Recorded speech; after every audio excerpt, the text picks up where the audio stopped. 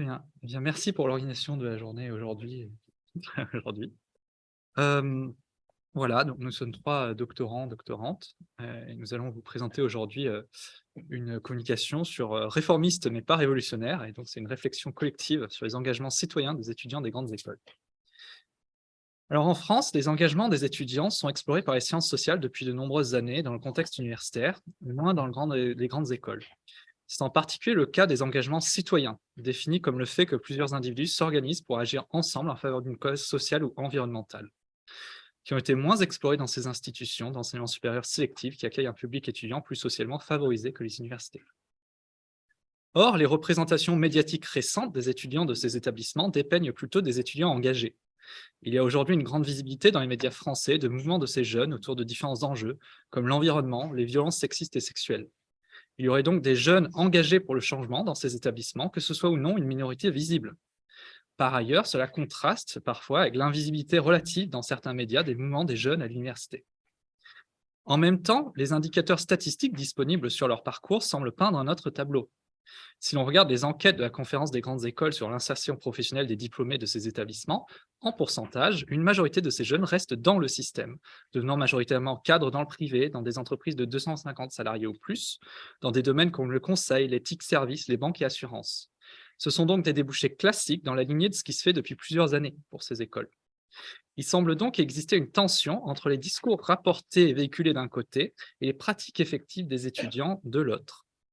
Cela nous amène à nous demander quelle forme prennent les engagements citoyens des étudiants dans les grandes écoles et comment comprendre ces engagements citoyens. Nous proposons une réflexion collective sur la question à partir de nos enquêtes respectives portant sur des étudiants dans les grandes écoles de 2014 à aujourd'hui. Deux ethnographies portant respectivement sur la communauté des élèves dans une école d'ingénieurs et sur la vie étudiante dans une école de commerce, et une étude qualitative en sociologie clinique sur l'expérience étudiante dans 7 des 10 premières écoles de commerce classées annuellement dans les médias français. Cette communication est le fruit d'une discussion collective où nous proposons des réflexions tirées de ces discussions. Alors, avant de rentrer dans l'analyse proprement dite, nous allons faire un point sur l'enjeu d'une discussion à 3 voix. Nous avons commencé à échanger au départ parce que nous étions en thèse avec un intérêt similaire pour les étudiants dans les grandes écoles. Peu de temps après nos premiers échanges, l'appel à la communication sur les engagements des étudiants nous a semblé une opportunité pour structurer nos échanges en réfléchissant collectivement autour d'une question donnée. Le thème de l'engagement étudiant en grande école nous parlait à tous les trois. Cependant, une difficulté est vite arrivée quand nous avons voulu trouver un sujet commun pour la communication et une définition partagée de l'engagement. En fait, d'une part, nous n'avions pas la même manière de comprendre ce qu'est l'engagement étudiant en grande école. C'est en partie dû à la multiplicité des formes d'engagement qui existent en école. Mais d'autre part, nous avons aussi eu accès à des discours différents sur l'engagement. Si nous ne travaillons pas dans ni avec les mêmes disciplines, nos débats sur la conceptualisation même de l'engagement tiennent aussi, selon nous, à la temporalité variée de nos enquêtes respectives. Ces divers ancrages temporels ont nourri nos réflexions autour de nos conceptions différenciées de l'engagement. C'est de là qu'est venue l'idée d'une réflexion sur l'engagement citoyen qui semblait apparaître de manière plus ou moins prononcée selon les années. Alors, en effet, les divergences temporelles ont révélé une évolution de l'engagement citoyen des étudiants dans nos différentes écoles. Avant de revenir sur une fresque qu'on a fait sur Word pour qu'on voit nos terrains et l'évolution qu'on a observée collectivement. Oui, il faut que je parle. Pardon, excusez-moi.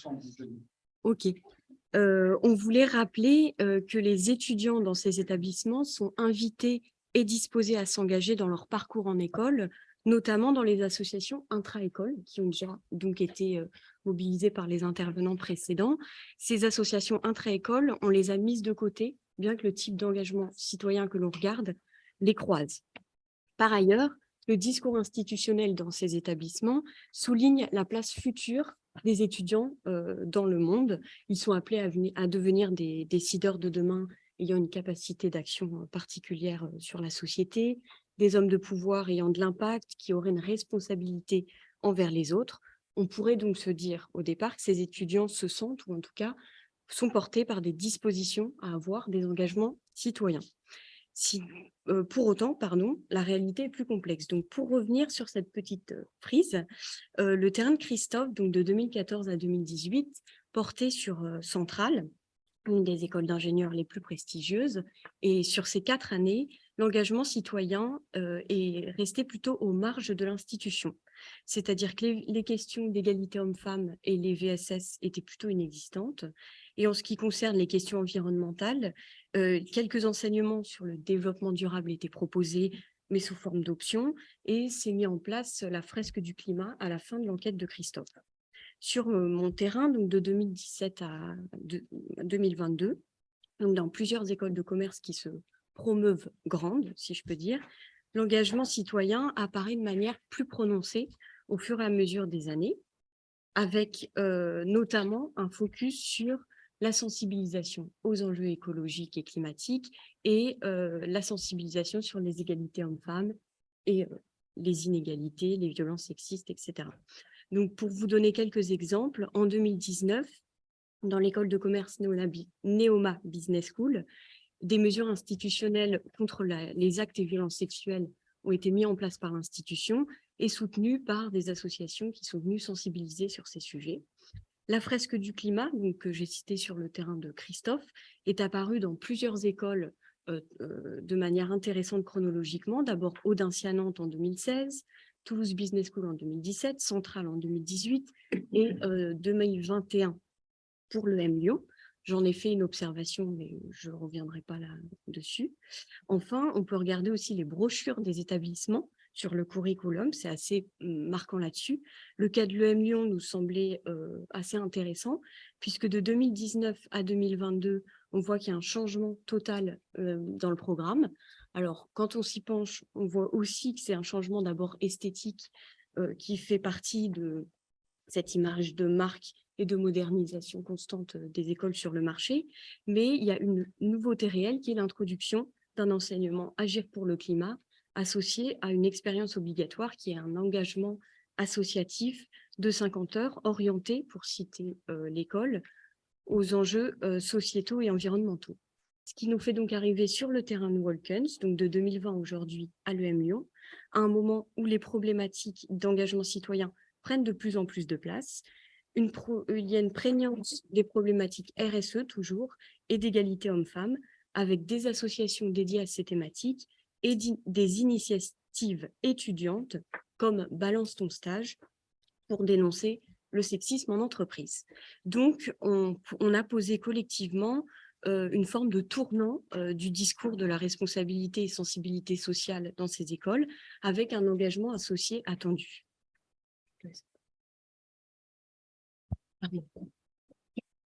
Pardon. Okay.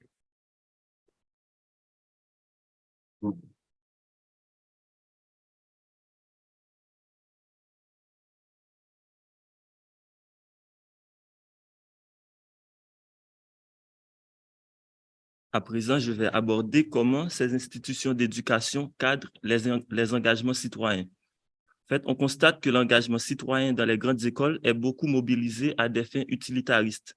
On est plus dans une logique d'optimisation pour rentabiliser ces engagements. Et dans cette perspective, l'organisation scolaire est dans une forme de récupération, au sens de Boltanski et Chiapello, des enjeux citoyens contemporains. L'engagement joue un rôle prépondérant dans la politique RSE des écoles et dans la promotion de leur image de marque. On peut rappeler que d'un côté, les établissements subissent une pression sociale.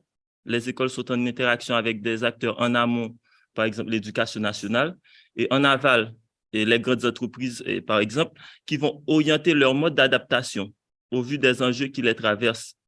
Et de l'autre, ces établissements ont une certaine marge de manœuvre, une autonomie qui leur permet de prendre des orientations stratégiques individualisées. Et c'est dans cette perspective qu'il faut comprendre autant l'implémentation de la fresque du climat en 2016 à Audencia, puis en 2017 à Toulouse Business School, en 2018 à Centrale et enfin en 2020 à EM Lyon. Et aussi l'action spécifique de Balance ton stage à EM Lyon et celle sur les mesures contre les violences sexistes à Neoma Business School.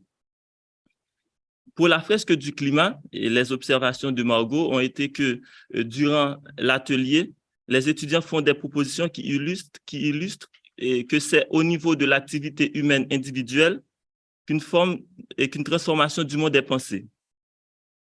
C'est-à-dire trier et penser à réduire ses déchets individuels, calculer son empreinte carbone individuelle, utiliser des mobilités douces, mais il n'y a pas vraiment d'interrogation sur le système. C'est-à-dire la production des grandes entreprises qui fait qu'on a autant de déchets et une empreinte carbone élevée, les politiques régionales contradictoires sur les transports en commun. On a l'exemple des prix de SNCF qui augmentent et là, prendre sa voiture devient parfois moins cher. Et la formation conclut sur l'apport utilitaire de cette formation pourtant à visée collective. On a dit, la formatrice a dit, vous allez tous sortir de TBS avec le même diplôme, et même si vous avez des stages ou des spécialisations différentes. Sachez que les employeurs cherchent cette sensibilité aux enjeux écologiques et une capacité à sensibiliser les équipes. Vous former à ces enjeux est un enjeu d'employabilité pour vous. Donc, c'est comme ça qu'on cadre les enjeux d'engagement citoyen en école. Et pour finir avec cette partie, étant donné que l'heure avance à grands pas, c'est d'ailleurs ce que montre Pasquali, par exemple, à propos des questions d'égalité sociale ces dernières années, où les écoles avancent à petits pas pour montrer qu'elles font des choses, même si pas grand-chose ne change en pratique. Cela participe plus d'une volonté de faire attention à l'image de l'école. Donc, de la réforme, elles en veulent, mais à leur manière, de sorte à éviter tout dérapage qui remettrait en cause les privilèges de certains dans un système auquel elles tiennent tant. À l'intérieur de l'institution, dans le cadre de la formation, ce sont donc plutôt des réformes d'ordre pédagogique que des transformations structurelles qui sont en jeu. L'objectif reste avant tout celui de maintenir l'apprentissage à faire partie d'une classe dominante en sensibilisant les étudiants aux enjeux contemporains dans une visée donc utilitaire. D'autre part, en plus de ça, donc, ce qu'on forme, c'est une population étudiante qui est apolitisée, pour qui les rapports sociaux sont invisibilisés, même si on leur fait passer en fait des messages très politiques. Dans ces établissements, on forme des jeunes qui vont conforter le système, des managers pour les entreprises qui ne vont pas fondamentalement remettre en question le fonctionnement du système, tout du moins par les rapports sociaux qui existent en celui-ci. Elles maintiennent ces écoles la socialisation à faire partie d'une classe dominante en sensibilisant les étudiants aux enjeux contemporains non sociaux dans une visée utilitaire. Parmi les choses qui traversent nos terrains, nous trouvons une forme d'apolitisme, une invisibilité des rapports sociaux et des messages qu'on fait passer sur la place des étudiants dans le monde. Dans ces établissements, on dit aux élèves qu'après l'école, ce seront des décideurs qui auront le pouvoir de faire changer les choses et de construire un avenir meilleur, de résoudre les problèmes de demain. Par contre, on leur dit de le faire depuis leur position de leader dans les entreprises, dans un système économique néolibéral. Ce n'est pas tant le changement du système qui est promu, mais la résolution des problèmes depuis les positions que les élèves occupent dans le système. Pour le dire autrement, on leur dit de traiter les conséquences, mais pas les causes. Ce sont donc bien des messages politiques que les écoles font passer, mais sous une couverture de logique, de rationalité, de science dans les écoles d'ingénieurs, de bonne logique gestionnaire dans les écoles de commerce. Ce qu'on leur demande d'adopter, c'est un point de vue de gestionnaire d'entreprise. Les débats sociaux sont invisibilisés, repoussés à l'extérieur des établissements ou présentés comme non rationnels. Par exemple, pendant les manifestations contre la réforme contre la loi de travail en 2015-2016, dès que je pénétrais sur le campus de l'école centrale, rien. Aucune affiche, aucun flyer, personne n'en parlait. Ça n'existait pas, ou alors ça y touchait de loin.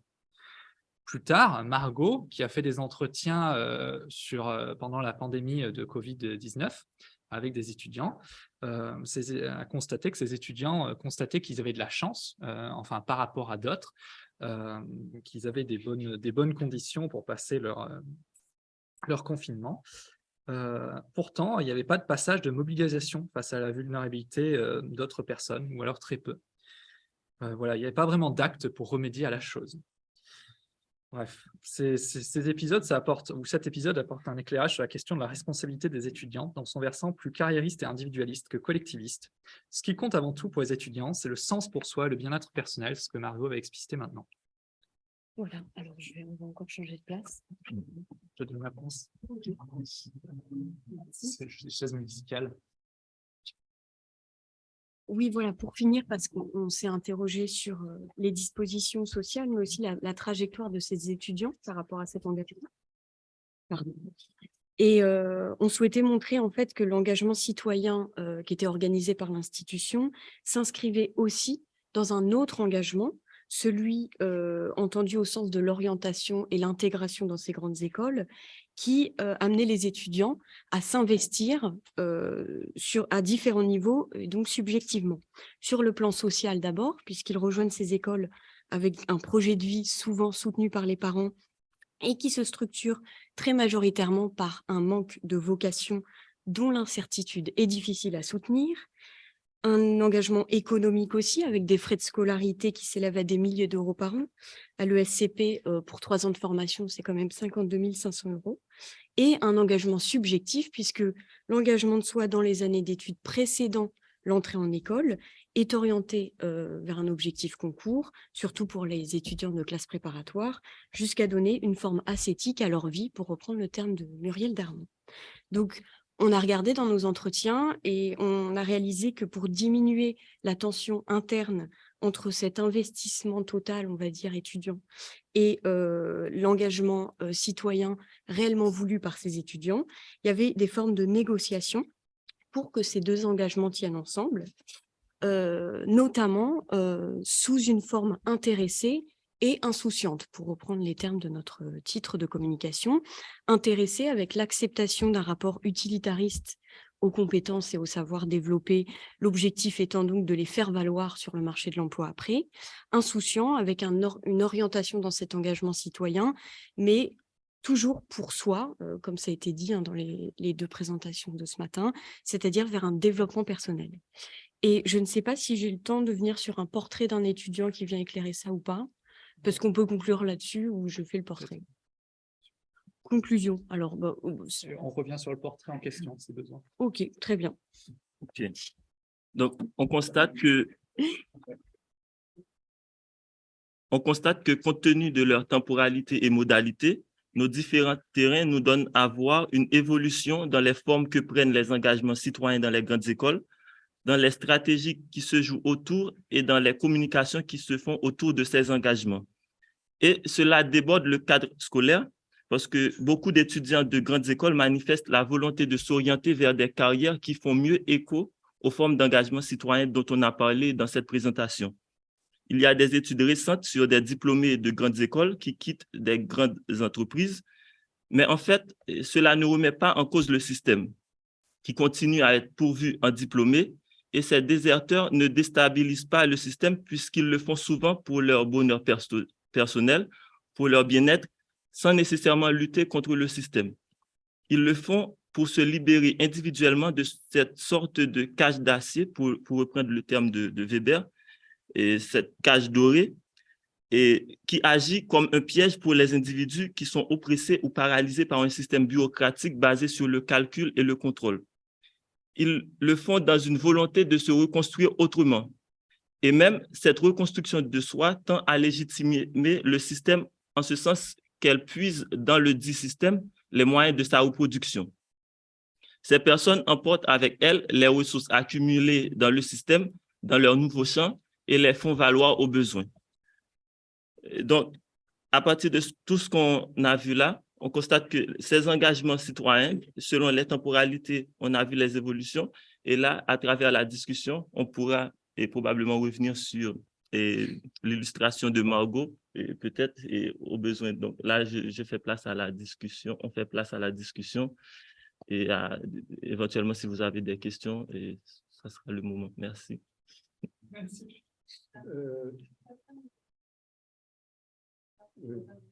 Ouais, on va continuer. Ah oui. Ah, ok. Alors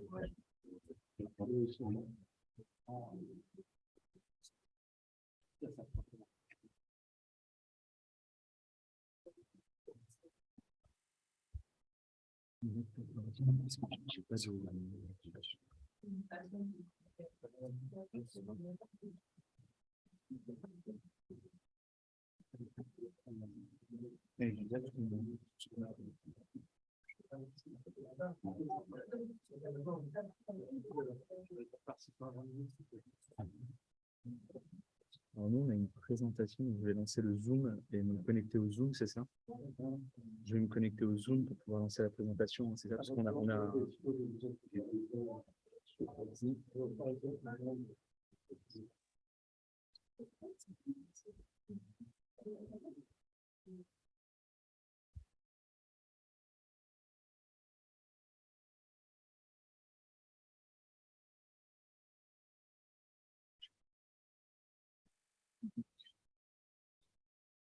Si je fais ça, et ensuite,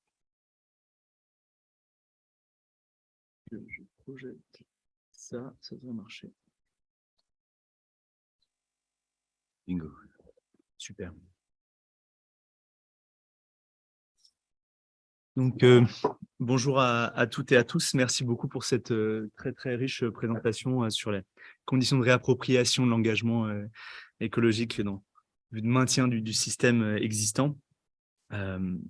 Donc, nous, on va vous présenter quelque chose sur un autre sujet. Notre présentation s'intitule « Façonner l'engagement étudiant, enquête sur le tutorat étudiant au sein des cordées de la réussite ». Peut-être que, avant de commencer la présentation, je rappelle rapidement pour les personnes qui ne connaissent pas le dispositif des cordées de la réussite. Donc, c'est un dispositif qui a été lancé en 2008 et vise à promouvoir l'accès à l'enseignement supérieur auprès notamment d'élèves qui, en raison de, je cite, leur origine sociale ou territoriale, brident leur ambition scolaire. Donc, c'est fondé sur l'idée d'un partenariat entre des établissements de l'enseignement supérieur qui vont se rapprocher d'un ou plusieurs collèges et lycées pour mobiliser des étudiants à faire du tutorat auprès d'élèves de collèges et de lycées. Et donc, aujourd'hui, on évalue, alors c'est très difficile à évaluer, mais à environ 600 cordées, donc 600 de ces liens entre des établissements de l'ESR et des collèges lycées, au cours desquels, justement, des étudiants tuteurs vont se rapprocher auprès d'élèves du secondaire et faire une multiplicité d'activités, soutien scolaire, sortie culturelle, ateliers d'orientation. C'est aussi cette multiplicité-là qu'on va interroger à travers notre présentation. Peut-être je nous présente rapidement Sébastien et moi, puisque ça va avoir un intérêt pour expliciter le... Alors, je vais enlever ça. Le contexte... Ah non, ça apparaît sur le... là-bas. Voilà. Faut juste miniaturiser le... Gauche. Ça a une importance pour expliciter le... Tout à ouais. C'est le petit. Tout à gauche, le tout petit. Ouais. Non, non, mais par contre, il faut relancer la machine. Voilà. Ah, il faut que je relance? Non. Non, il faut cliquer au centre. C'est là, peut-être, ouais. Cliquez dessus. Là-dessus.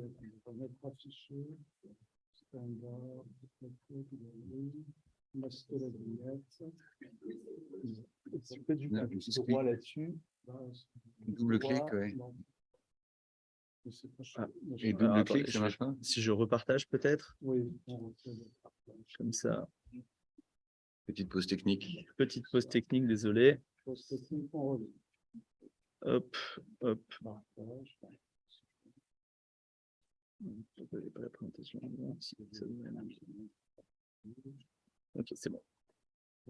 Voilà. Je nous présente donc rapidement Sébastien et moi. Là, vous pouvez fermer juste la fenêtre qui est dessus. Ouais. Super. Voilà. Donc, nous sommes respectivement docteurs en sociologie et en sciences politiques. Pour ma part, je suis également associé au Centre d'études des mouvements sociaux à l'EHESS, mais nous sommes tous les deux chargés de recherche et associés au sein d'un bureau d'études qui travaille auprès des établissements de l'enseignement supérieur, notamment dans le cadre de missions d'accompagnement dans leurs projets institutionnels, mais aussi, et c'est la raison de notre présence ici, des missions de recherche qu'on fait dans un intérêt beaucoup plus fondamental. Et c'est précisément dans ce contexte-là que s'insère notre enquête sur les cordées de la réussite. On a développé au sein du bureau un intérêt historique pour les questions de la diversité étudiante, avec un regard évidemment critique vis-à-vis de cette notion même de diversité. Un programme donc qui est initié depuis au moins 2 ans par Sébastien. On a cette enquête en cours sur les cordées de la réussite et puis plus récemment une enquête sur la question des indicateurs, sur la donnée étudiante et des indicateurs de diversité qu'on peut construire à partir de cette donnée. Donc en fait, notre enquête, elle hérite vraiment d'une forme d'opportunisme méthodologique, c'est-à-dire qu'au cours de nos missions et nos rencontres avec les établissements de l'ESR, on rencontre des acteurs qui sont intéressés par ces questions de la diversité. Et donc, on mène à côté à des recherches plus fondamentales en s'inspirant de ce qu'on voit sur le terrain, de nos interactions avec les acteurs, d'entretiens qu'on va réussir à mener avec eux. Et c'est le cas dans le cadre de cette enquête où on a rencontré notamment des responsables de mission égalité-diversité qui sont très préoccupés par le rôle, la fonction des cordées de la réussite. Et peut-être que Sébastien, tu veux compléter un peu sur cet élément de posture.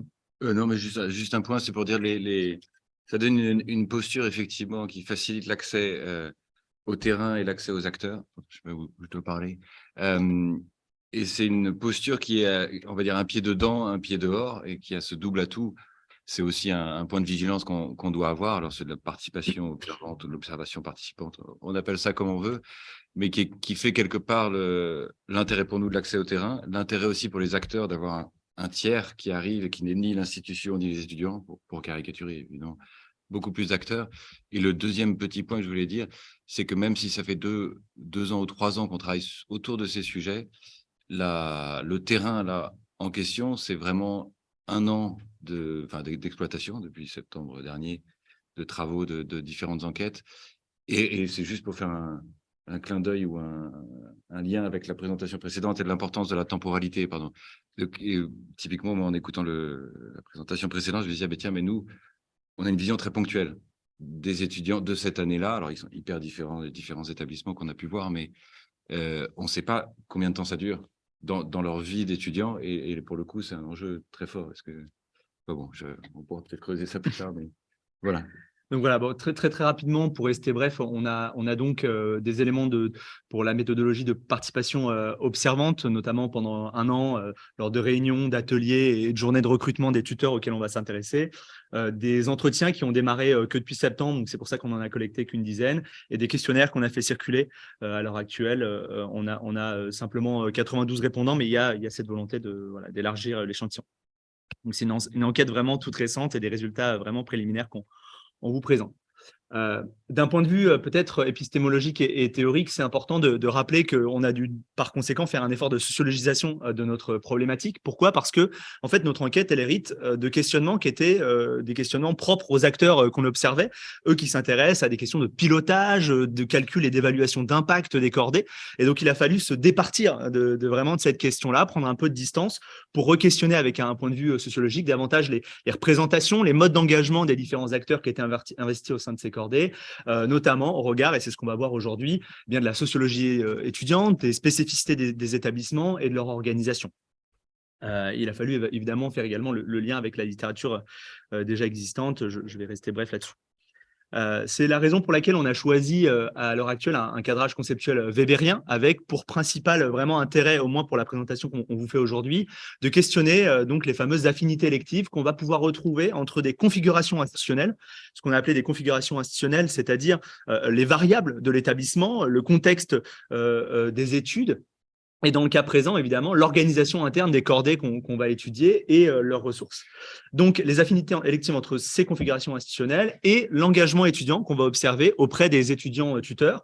Ici, on entend la question de l'engagement étudiant dans une acception plurielle, une acception large, qui ne recouvre pas seulement des pratiques explicitement politiques, comme on en a entendu parler un petit peu ce matin et juste avant, mais sous la forme d'un continuum plus ou moins explicite de justification, pour reprendre l'expression de Boltanski et Thévenot, pour justifier des choix, des activités et le cours de l'action en général des étudiants auxquels on s'intéresse. Là-dessus, je passe. Donc, alors, je voulais juste, avant de poursuivre là-dessus, oui, non, c'est bon. Sébastien, tu avais peut-être un truc à rajouter là-dessus. Ok, on reste, bref. Donc, dans le but d'observer, j'espère que bon, c'est très petit, mais on va essayer de détailler les différents éléments. Dans le but d'observer ces affinités électives et la façon dont il y a des interactions entre des configurations institutionnelles et des engagements étudiants, on a choisi, dans le cas présent, de prendre donc 4 établissements au sein desquels se sont développés des cordées, des établissements différents dont on a essayé de dépeindre les configurations. Ça passe par 3 éléments qu'on a mis en rose, bleu foncé et vert ici, à la fois les caractéristiques de l'établissement, le type d'établissement, la couverture disciplinaire, la sociodémographie des étudiants, l'organisation interne de la cordée, donc on voit en bleu, c'est-à-dire les différents rôles et le fonctionnement de la cordée, les modes de recrutement des étudiants tuteurs, les modes d'accompagnement et également de rétribution de ces étudiants tuteurs. Et enfin, évidemment, un élément qui est pas négligeable, la question des ressources matérielles, humaines et financières de ces cordées qu'on voit ici en vert sur le tableau. Pour ce qui est du type d'établissement, ce qui est intéressant, c'est que, évidemment, les dispositifs qui visaient à inciter les élèves de collège et lycée à aller vers le supérieur datent pas des cordées de la réussite. C'est des dispositifs qui existent avant les cordées de la réussite et qui émergent d'ailleurs d'abord dans des écoles, des grandes écoles qui ont été décrites juste avant. Et c'est en 2008 que le dispositif des cordées de la réussite va ouvrir en quelque sorte ce type de dispositif à une plus grande diversité de types d'établissements. Et donc notre échantillon ici est intéressant en ce sens qu'il est assez représentatif de cette diversité d'établissements qui vont s'emparer de dispositifs tels que les cordées de la réussite. On a donc 2 écoles dites d'excellence, des écoles d'ingénieurs publiques et 2 universités pluridisciplinaires. Lorsqu'on regarde peut-être très rapidement la sociologie des étudiants et de la population au sein de ces établissements, on a 3 établissements au sein desquels les CSP les plus favorisés sont majoritaires et où on constate ici que la proportion de boursiers peut être variable, mais peut-être ce qui est frappant, encore plus frappant, c'est la part d'étudiants non franciliens ou issus d'autres départements non limitrophes à l'établissement.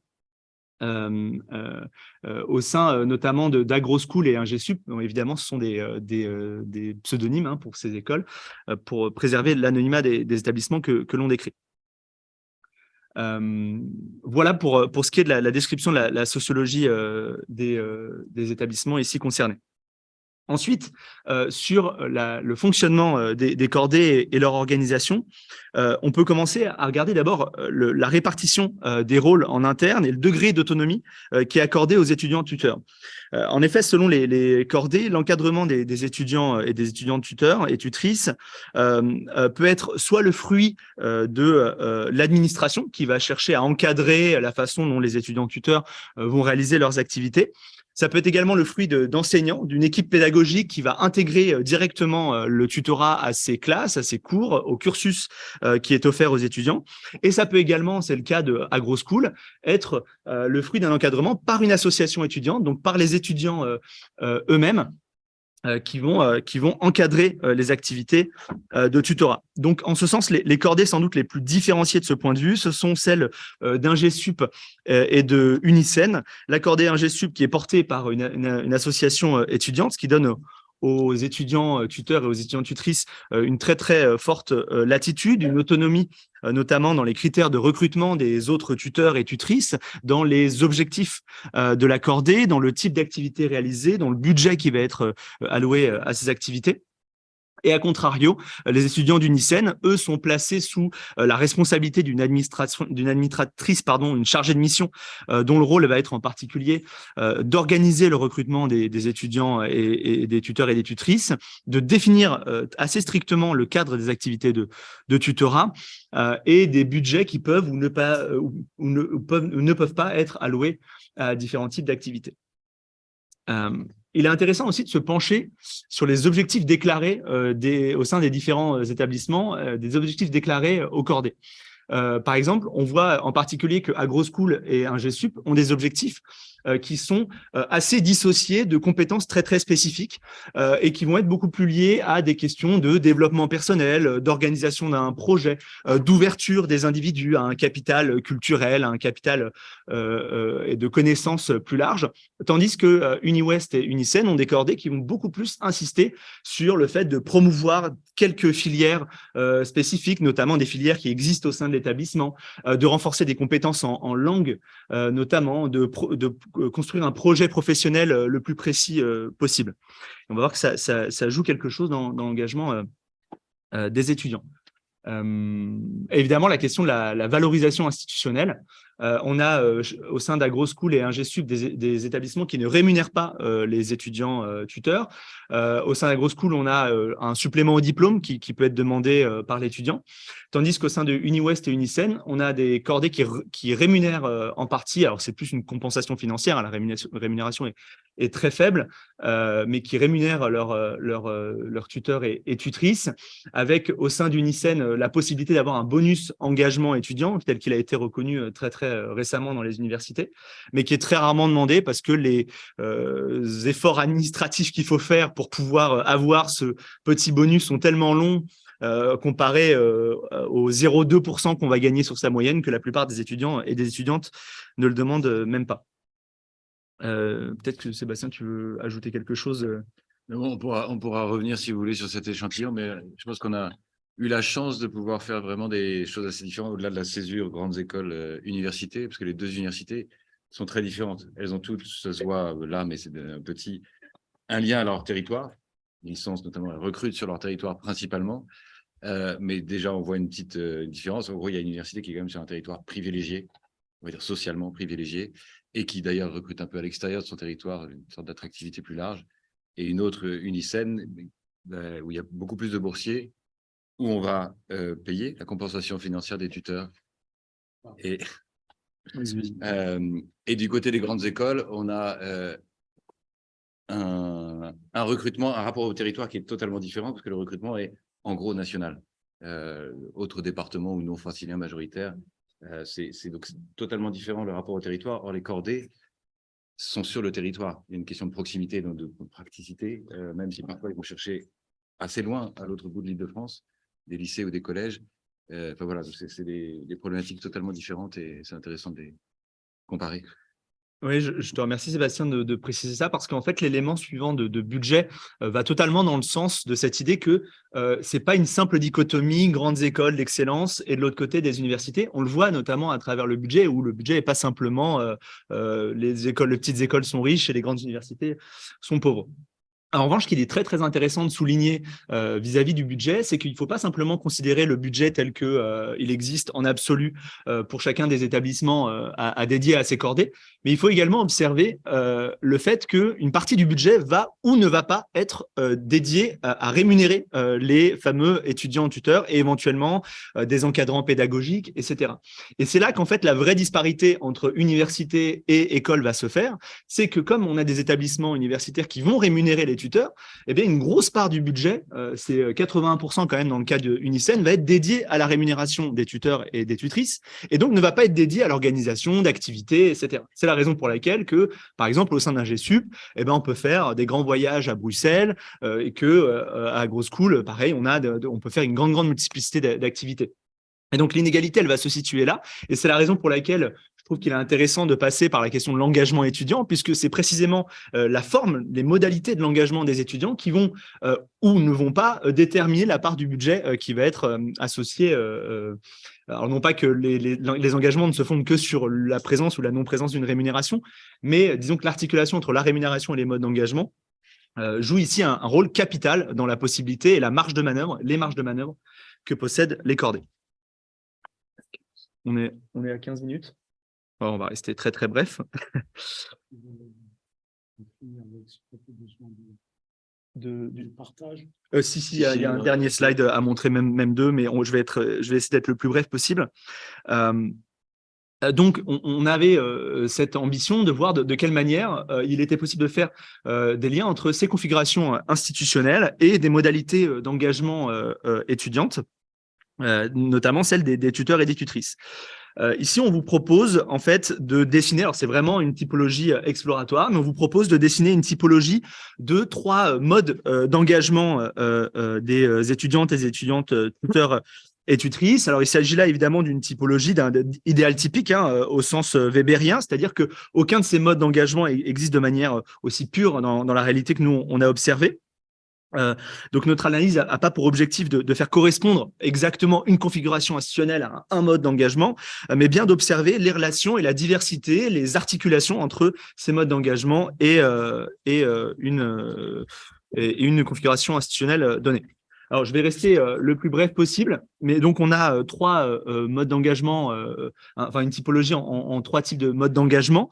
Un mode d'engagement qu'on a appelé entrepreneurial, alors qui parle sans doute plutôt pour lui-même, mais au sein duquel les étudiants perçoivent la possibilité de s'accorder comme une sorte de terrain de jeu pour déployer un projet, des compétences entrepreneuriales, un projet, une cordée au sein de laquelle ils vont pouvoir développer leur autonomie, développer leur employabilité, développer des compétences, et au sein desquelles le principal problème, ça va être lorsque l'institution, l'administration va être trop interventionniste dans les activités des tuteurs et des tutrices, ou lorsque il va y avoir, comme ça a été décrit précédemment, des concurrences avec d'autres activités associatives. Et donc là, on voit bien la compatibilité avec une configuration institutionnelle type école, où en fait, il y a une offre abondante d'associations très engageantes d'un point de vue entrepreneurial, et donc là, le conflit va se faire avec l'envie d'aller vers d'autres activités associatives. Ici, le champ de référence, ça va clairement être celui de l'entreprise, parfois de la petite entreprise, dite de la start-up. Je cite par exemple le site de l'association étudiante de Ingesup, où on voit à la fin du site, ce site a été réalisé bénévolement par les tuteurs et tutrices membres du secteur geek, puisque leur association est organisée en secteurs. Notre secteur développe et entretient les systèmes d'information de l'association. Nous utilisons les dernières technologies du web pour vous offrir une expérience fluide et agréable. Donc là, on retrouve vraiment le discours un peu start-up pour décrire de manière très vite et sans doute peu sociologique la situation. Très, très rapidement sur le mode d'engagement qu'on a appelé assistant, qui désigne celui d'étudiants et d'étudiantes tuteurs et tutrices qui valorisent la possibilité d'assister leur institution dans sa mission d'orientation et de se constituer en ressources vis-à-vis d'élèves qu'ils considèrent comme leurs semblables. Donc là, on va être plutôt dans une situation, une configuration institutionnelle où les élèves se considèrent proches, en quelque sorte, des élèves de collège et lycée qui vont être précisément encordés. Et donc, on est beaucoup plus sur le côté droit du tableau où on a des TSP plutôt défavorisés et des personnes qui vont être dans le giron géographique de l'université. Voilà, donc j'ai quelques verbatims, on pourra revenir là-dessus après. Puis, le mode d'engagement qu'on a appelé prosélyte, qui implique des élèves, des étudiants, tuteurs et tutrices qui perçoivent une importance différente dans la sociologie des étudiants et leur propre position sociale.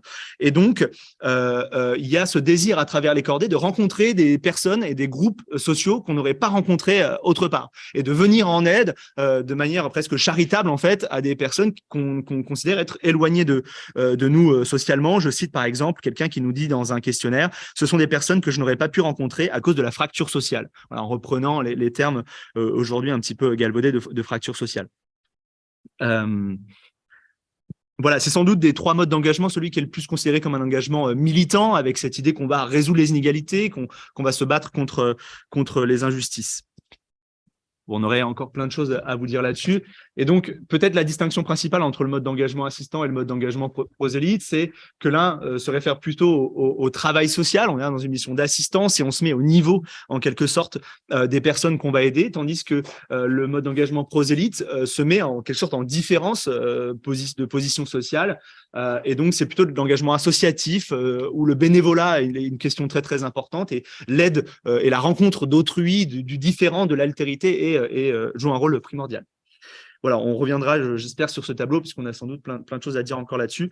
Et je vais rester bref là-dessus. Mais donc, il y a des perspectives d'enquête qui sont extrêmement intéressantes à prolonger, notamment parce qu'on voit que le mode d'engagement est sans doute d'abord le produit des effets sociologiques, notamment de la sociologie de l'établissement, mais pas que l'institution peut façonner en ouvrant la possibilité à d'autres modes d'engagement, qu'elle va avoir une forme à la fois d'encadrement et de coercition, voire engendrer des effets inattendus auxquels elle-même ne s'attendait pas en encadrant les activités. On y reviendra peut-être pendant les questions. Et donc, à l'avenir, on veut vraiment poursuivre ce terrain, agrandir notre échantillon et continuer à tester cette hypothèse sur les affinités électives. Voilà, pardon pour la présentation au pas de course. J'espère que je n'ai pas trop dépassé.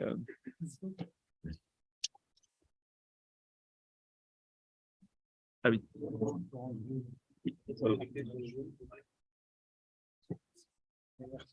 Merci beaucoup. Merci pour cette possibilité de présenter cette communication. Donc, s'engager comme les autres, le cas des étudiants ayant accédé à Sciences Po par la voie convention éducation prioritaire.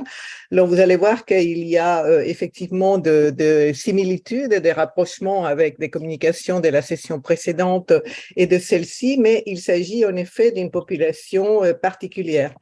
Donc, malheureusement, je vois que je n'arrive pas à faire circuler mon PowerPoint. Je ne sais pas, Mathéo, si toi, tu peux le faire.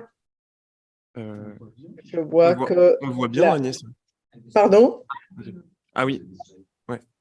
Non, là, malheureusement, j'ai essayé de résoudre le problème. Ça fonctionne, Agnès, ça fonctionne. D'accord. Donc, voilà, donc je passe à la première phase de la présentation sur le contexte, les méthodes et le cadre d'analyse. Brièvement, donc j'imagine que beaucoup d'entre vous connaissent le contexte de Sciences Po. Je voudrais juste attirer votre attention sur deux dimensions principalement. D'abord, le fait que Sciences Po est dans le paysage français une institution d'enseignement supérieur assez particulière qui se situe un peu entre le modèle universitaire américain et celui des business schools. Du côté du modèle universitaire, on a cette admission post-bac, un curriculum du premier cycle pluridisciplinaire qui est assuré principalement actuellement par des universitaires. Et du côté des business schools, eh bien, on a la présence très forte de masters professionnels, même s'il y a un master recherche dans des écoles à dominante professionnelle. Dans ce master, il y a une forte proportion des professionnels qui assurent les enseignements. Et puis surtout, par rapport à cette communication, je voudrais insister sur la présence de ce curriculum extra-académique très riche, grâce d'une part à la diversité des associations et d'autre part à la diversité des événements.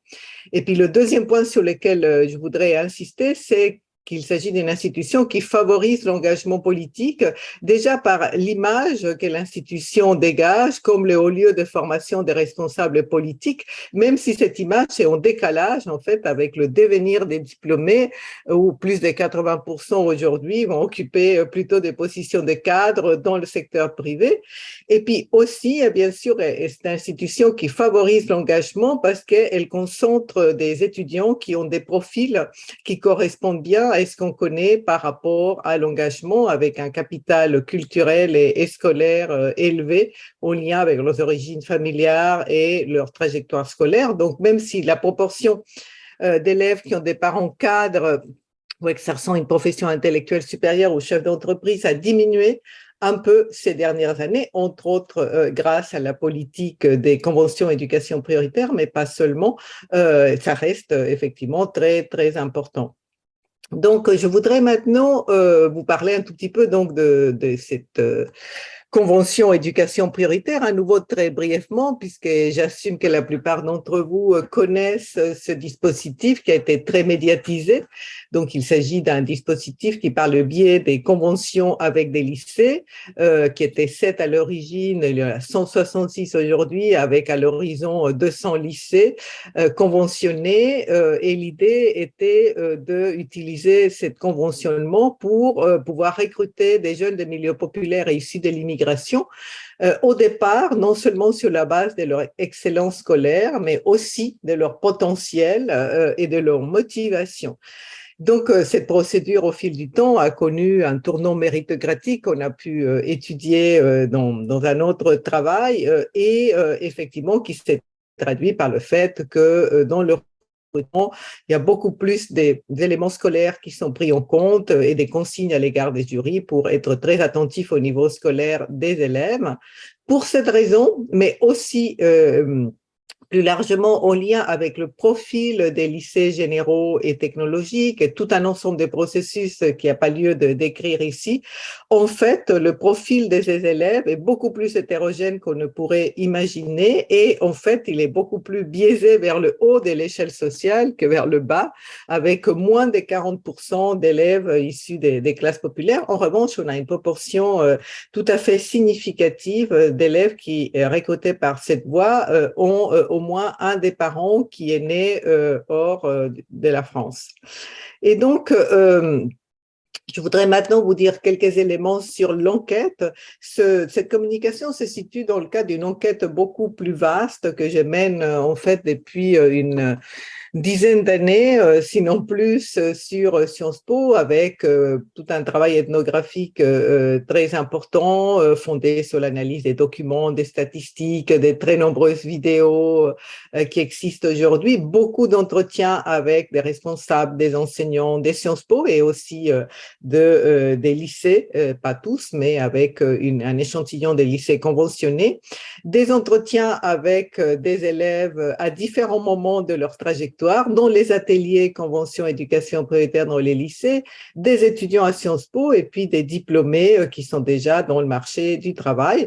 Et puis aussi beaucoup d'observations des ateliers dans les lycées, d'observation des cours, notamment en première et deuxième année, et d'observation des nombreuses activités à Sciences Po. Mais pour aujourd'hui, la communication va mobiliser surtout des entretiens qui sont au nombre de 72 avec des étudiants, donc avec 30 étudiants et avec 40 diplômés qui ont été réalisés avec la participation de Christophe Birolini, qui est aujourd'hui parmi nous, et d'Aline Carabel. Donc, il s'agit des jeunes qui ont à peu près entre 19 et 29 ans, où j'ai souhaité qu'il y ait autant d'hommes que de femmes. Il n'a pas été très facile de recruter des CEP hommes. Ça a nécessité une forte mobilisation. Et ces entretiens ont une durée variable. Ils ont abordé une grande variété de questions, dont l'engagement associatif, l'engagement politique à proprement parler n'était pas posé directement, mais il est apparu à propos de beaucoup de questions autour notamment de la vision de l'égalité des chances, quand les étudiants ont raconté des instances de discrimination, quand ils ont évoqué leur vie à l'extérieur des Sciences Po, etc. Donc, je voudrais maintenant vous présenter très brièvement le cadre d'analyse. Alors, on s'intéresse dans cette communication et plus généralement dans ce travail à comment l'engagement est influencé par les origines sociales et ethno-raciales des étudiants. Donc, quel est le rôle des dispositions acquises dans le cadre de la socialisation primaire, dans la famille, dans le quartier et dans les premières étapes de la trajectoire scolaire, mais on s'intéresse aussi aux effets des contextes et quel est le rôle du cadre d'études, déjà dans les lycées fréquentés, mais aussi bien évidemment le cadre d'études de Sciences Po. On s'intéresse aussi à l'effet propre de la mobilité scolaire et sociale qui est variée, comme vous avez vu, en fonction du profil des étudiants, mais est-ce que cette trajectoire des petites mobilités ou de grandes mobilités s'accompagne-t-elle plutôt d'une posture individualiste et peu engagée dans des causes collectives qui est liée à cette rupture plus ou moins radicale avec le milieu d'origine ou peut-être avec le sentiment d'être une exception? Ou est-ce que cette mobilité scolaire et sociale, grande ou petite, s'accompagne plutôt d'une plus grande réflexivité, d'un plus grand sentiment de dette à l'égard de l'État, des Sciences Po, de la société, à l'égard aussi de leur famille et de leur milieu d'origine, et aussi avec le fait qu'il y a ces va-et-vient entre deux univers et le fait d'avoir été le bénéficiaire d'une mobilité aidée. Mais on s'intéresse aussi, et ça va être le fil rouge qui va plutôt animer notre discussion, même si on va revenir aux questions que je viens de soulever à la fin dans la conclusion, à quel point l'engagement est influencé par les perspectives qui sont adoptées par les jeunes vis-à-vis de leurs études ou vis-à-vis de leur insertion professionnelle et sociale. Et là, je m'inspire très largement du travail de Phil Brown et Anthony Heskett, dans lesquels ils distinguent deux types idéaux d'étudiants qu'ils ont analysés dans leur entrée dans le marché du travail, quel type de posture ils adoptaient face à des employeurs.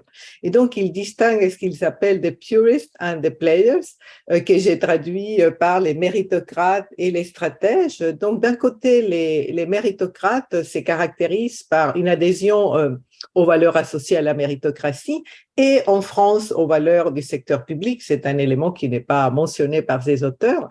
Aussi, l'importance qu'ils accordent à l'intégrité personnelle, à l'acquisition des connaissances et compétences d'ordre intellectuel pour leur valeur en soi, mais aussi pour leur valeur d'échange sur le marché du travail, et la recherche d'emplois, d'activités ayant du sens. Ce type se rapproche de ces élèves scolarocentrés qui nous décrivent Couronne et Hall dans un article récent, et aussi des étudiants des fonctions intellectuelles des classes supérieures et moyennes qu'a étudié Hugo Losache dans d'autres IEP.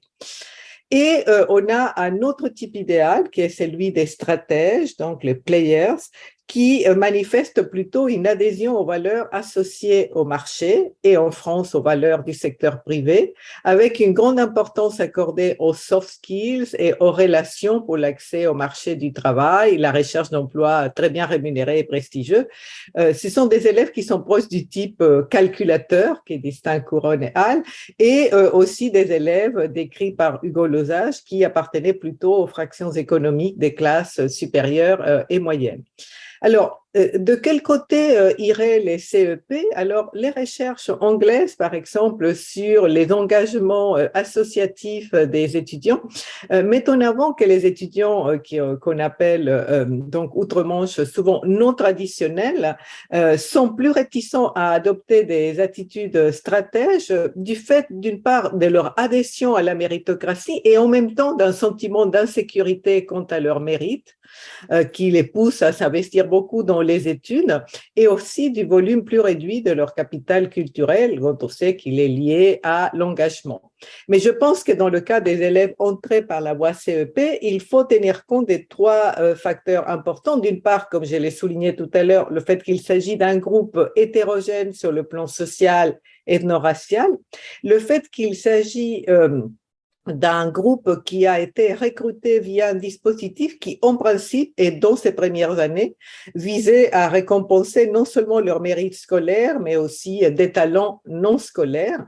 Et puis, et surtout peut-être, le cadre des Sciences Po, qui encourage plutôt, comme on l'a vu pour d'autres grandes écoles tout à l'heure, l'adoption d'une posture de stratège à travers le curriculum, à travers la forte offre extracurriculaire, et aussi, comme on le voit aujourd'hui dans l'enquête très récente de Martial Foucault et Anne Muxel, le fait que ces étudiants interrogés donc par questionnaire cette année déclarent que, par exemple, ce sont les relations qui viennent devant la naissance et devant les diplômes qui n'occupent que la troisième place. Ce qui est important, c'est le premier critère pour devenir membre d'une élite dirigeante.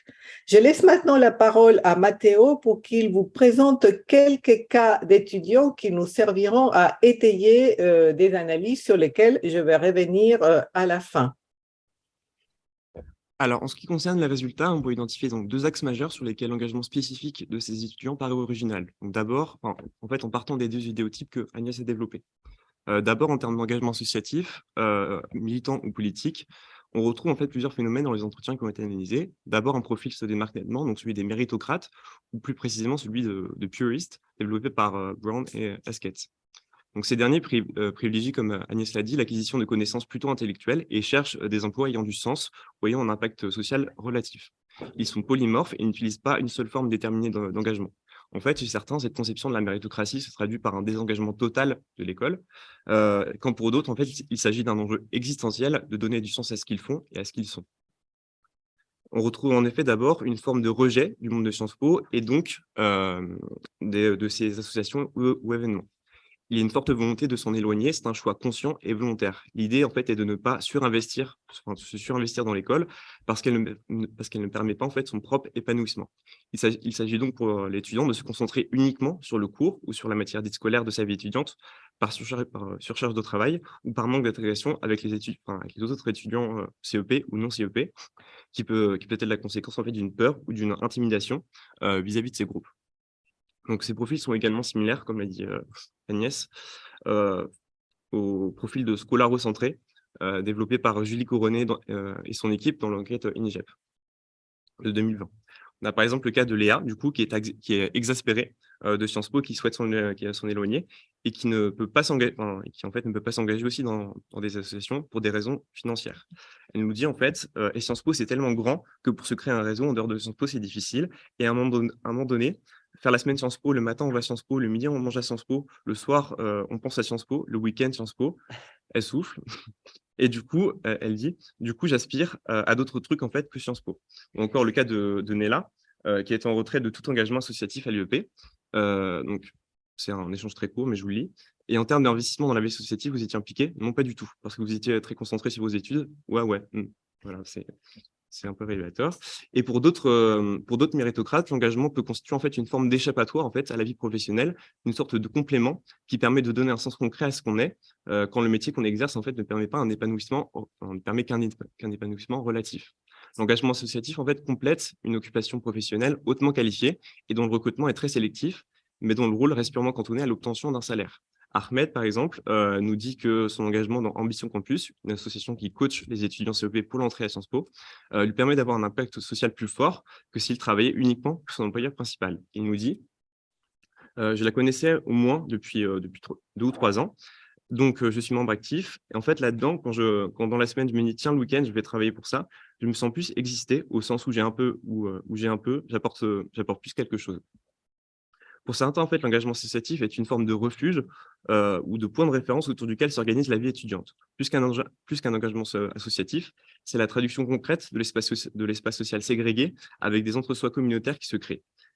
Les associations deviennent un moyen de prolonger les relations entre les CEP, d'autant plus quand, en raison même des objectifs de l'association en question, ils y sont majoritaires. Alia nous raconte que son engagement dans Ambition Campus est fortement lié en fait, à la présence d'étudiants issus de la Convention et que ça a fortement joué dans la décision de son adhésion. Donc, je vais vous lire un extrait.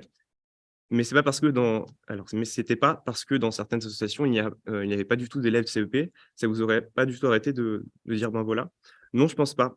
Si j'avais eu un intérêt particulier, moi je sais pas, j'aurais pu intégrer le bureau des arts ou quoi. Après, c'est vrai que je me sentais un peu plus confortable à Ambition Campus parce que je connaissais déjà, j'avais un cercle au sein de l'association et donc c'était plus simple pour moi.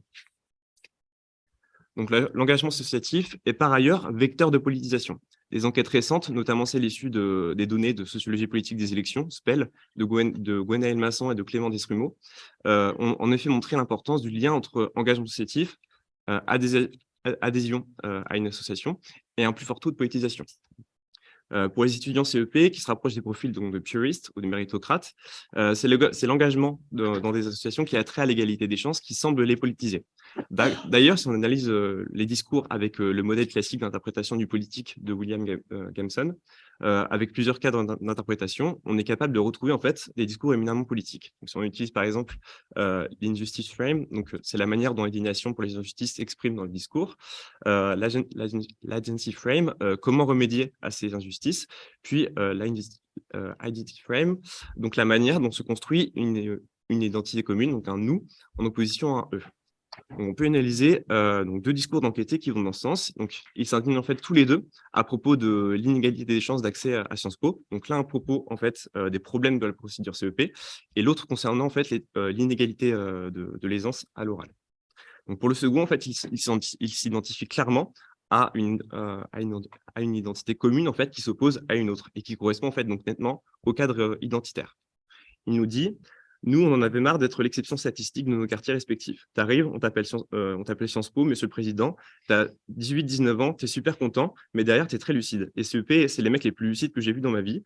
En fait, ils se font pas de cinéma, il n'y a pas de bullshit. C'est même des gens qui sont cyniques, mais c'est une qualité pour moi. Dans une certaine mesure, le cynisme, c'est pas mal aussi, quoi. Ça permet de ne pas vivre dans une illusion. Et donc, on se dit, OK, nous, maintenant, on a infiltré, pour moi, déjà, je suis infiltré du système. Donc maintenant qu'on a infiltré le système, comment on va rendre les clés du coffre à nos potes. Voilà, on voit bien une forme d'identité assez forte. Enfin, une proposition pour remédier aux inégalités, donc agency frame. Donc le premier proposant en fait une refonte du dispositif, quand l'autre crée une association, donc graine d'orateur, pour tenter de pallier les inégalités d'aisance à l'oral. Le dispositif et les associations dans lesquelles s'engagent les CEP sont ainsi les politiser, ou en tout cas approfondir leur politisation. L'égalité des chances n'est en effet pas un sujet autonome, c'est un sujet éminemment politique, comme repéré grâce au modèle de Gameson, et qui engage en fait une vision de la société et de la place que doit y prendre la méritocratie. Toujours concernant la perception de l'association comme refuge ou comme prolongement de l'entre-soi, en fait, elle est particulièrement visible à Sciences Po en raison du caractère stéréotypé ou exclusif de certaines pratiques vis-à-vis de populations très présentes dans les CEP, notamment maghrébines ou antillaises. Cela provoque des pratiques d'auto-exclusion de certaines associations pour diverses raisons, et ça renforce en fait l'entre-soi communautaire. Nesrine et Chloé, par exemple, nous donnent bien l'exemple. Donc la première, Nesrine, a intégré dans l'association Salam, où elle nous dit qu'elle s'est sentie moins seule, parce que justement, elle a rencontré des gens comme elle, avec les mêmes forces et les mêmes difficultés. La seconde, Chloé, dans l'association donc, Sciences Po, qui nous raconte en fait que cette association lutte contre les préjugés sur les Outre-mer, et qu'elle aide en fait les étudiants ultramarins à intégrer Sciences Po. Donc on s'inscrit vraiment dans une logique communautaire. Cela peut être le début en fait et le résultat de certaines pratiques d'auto-exclusion. Comme l'explique Théo, certaines associations ne semblent pas adaptées au public CEP, par exemple l'UNI, Inouï Veritas, voire le BDE. Un passage de son intervention est particulièrement explicite. Il nous dit: voilà, Inouï Veritas, c'est une association de dégustation de vin. Je trouve ça stylé, mais enfin, genre, quand on voit que peut-être un tiers des CEP, ils sont arabes et ils ne peuvent pas à l'école. Voilà, c'est compliqué d'intégrer l'association. Ouais, je vais essayer de... Il ne me reste plus grand-chose. Ah oui, oui. Le deuxième point et le deuxième idéal type que l'on retrouve chez les CEP est celui de stratège ou de player. Il est relativement différent des méritocrates en tant que l'engagement n'est pas réinvesti de la même manière. Parce que quand les méritocrates chercheront à réinvestir leur engagement pour avoir des connaissances et des compétences intellectuelles, ainsi qu'un fort impact social, les stratèges, eux, privilégient ce réinvestissement dans leur employabilité pour accéder au marché du travail. Le plus souvent, en fait, ils sont multi-engagés dans plusieurs associations ou sortent beaucoup justement pour acquérir des soft skills qu'ils n'obtiennent pas dans la formation académique. On a plusieurs traces de ces éléments dans l'enquête menée sur les CEP, notamment avec les entretiens de Nassim et de Maxime. Avec Nassim, du coup, où il y a une volonté de découvrir de nombreuses choses, mais sans en fait, des engagements de longue haleine. Il essaie même de créer sa propre association quand survient en fait, un désaccord avec le président d'une autre association où il est intégré. Maxime, de son côté, a en fait accumulé les sorties culturelles et de étudiantes sur Paris grâce aux politiques culturelles sur place qui rendent relativement accessibles, financièrement parlant, les événements culturels. D'autres quantités, comme ISAM, préparent déjà leur employabilité avec un potentiel réseau mobilisable pour quand ils seront diplômés. Il nous parle notamment de l'AEISEC, donc ça va être un réseau d'étudiants mondial où il a la chance de réseauter du coup et de rencontrer et d'avoir beaucoup d'opportunités de stage qui vont lui permettre d'ajouter un gros plus à son CV. Donc avec ISAM, justement, on est clairement dans le profil idéal typique du stratège qui mobilise un engagement associatif actuel dans la prévision de sa future valorisation pour son intégration sur le marché du travail. Voilà. Je vous laisse continuer, Agnès. Merci. Donc, pour conclure très rapidement, donc, comme le suggère la littérature à propos des étudiants non traditionnels dans les universités anglaises, on a effectivement retrouvé une proportion très significative des étudiants CEP qui se rapproche du profil des méritocrates et avec donc une focalisation sur les études, une repli au moins pendant les premières années dans l'entre-soi protecteur du groupe CEP, l'attachement aux valeurs du groupe d'origine qui se traduisent par un engagement pour certains absent ou très faible dans les associations, un engagement dans des associations communautaires qui procèdent de la recherche de l'entre-soi, mais aussi d'un engagement militant pour diffuser les valeurs ou résoudre le problème des communautés d'origine, et puis parfois un engagement plus militant, plus politisé, qui procède d'une part d'un sentiment de dette pour certains et pour d'autres, ou les mêmes, d'un militantisme en faveur de l'égalité des chances ou parfois de la discrimination. On n'a pas montré des exemples de ce type. Mais il y a une minorité d'étudiants qui accédant à Sciences Po par la voie CEP, comme on a pu le montrer, ont un profil plus proche des stratèges avec des multi-engagements associatifs et des engagements qui relèvent donc d'un versant expressif visant à se faire plaisir, à s'exprimer, mais aussi acquérir des nouvelles compétences, notamment des soft skills et surtout des nouvelles relations.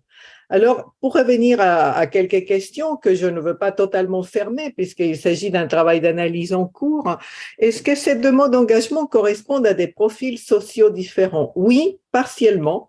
Parmi les méritocrates, on trouve des jeunes issus des classes populaires, mais aussi des fractions intellectuelles des classes moyennes et supérieures, comme c'était le cas parmi les étudiants traditionnels des IEP étudiés par Hugo Lozan, ayant des parents français, mais aussi d'origine étrangère. Là, il n'y a pas de grosses différences et il y a une proportion importante des filles. Parmi les stratèges, on trouve des jeunes des classes populaires avec une présence un tout petit peu plus forte des jeunes issus de l'immigration, surtout des garçons, et aussi des jeunes des fractions économiques des classes moyennes et supérieures. Les résultats sont tout à fait provisoires et on a plaisir à pouvoir les discuter, Matteo et moi-même, avec vous. Ils vont être prolongés par une analyse plus systématique qu'on est en train de conduire en ce moment des opinions politiques de ces jeunes à propos de l'égalité des chances et de la discrimination notamment, aussi avec d'autres variables comme le réseau des relations familiaux et amicaux et notamment dans le cas des 42 diplômés avec leur choix des spécialisations en master, leur choix professionnel, aussi leur choix de lieux d'habitation qui nous semblent des variables intéressantes. Merci beaucoup pour votre attention.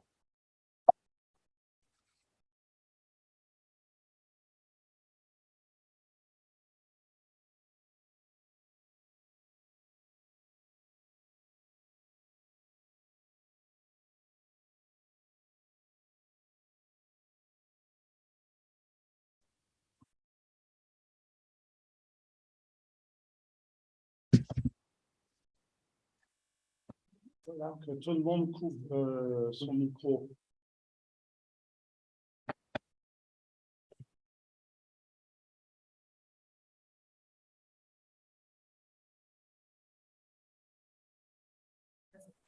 Super. Il y a encore un micro allumé.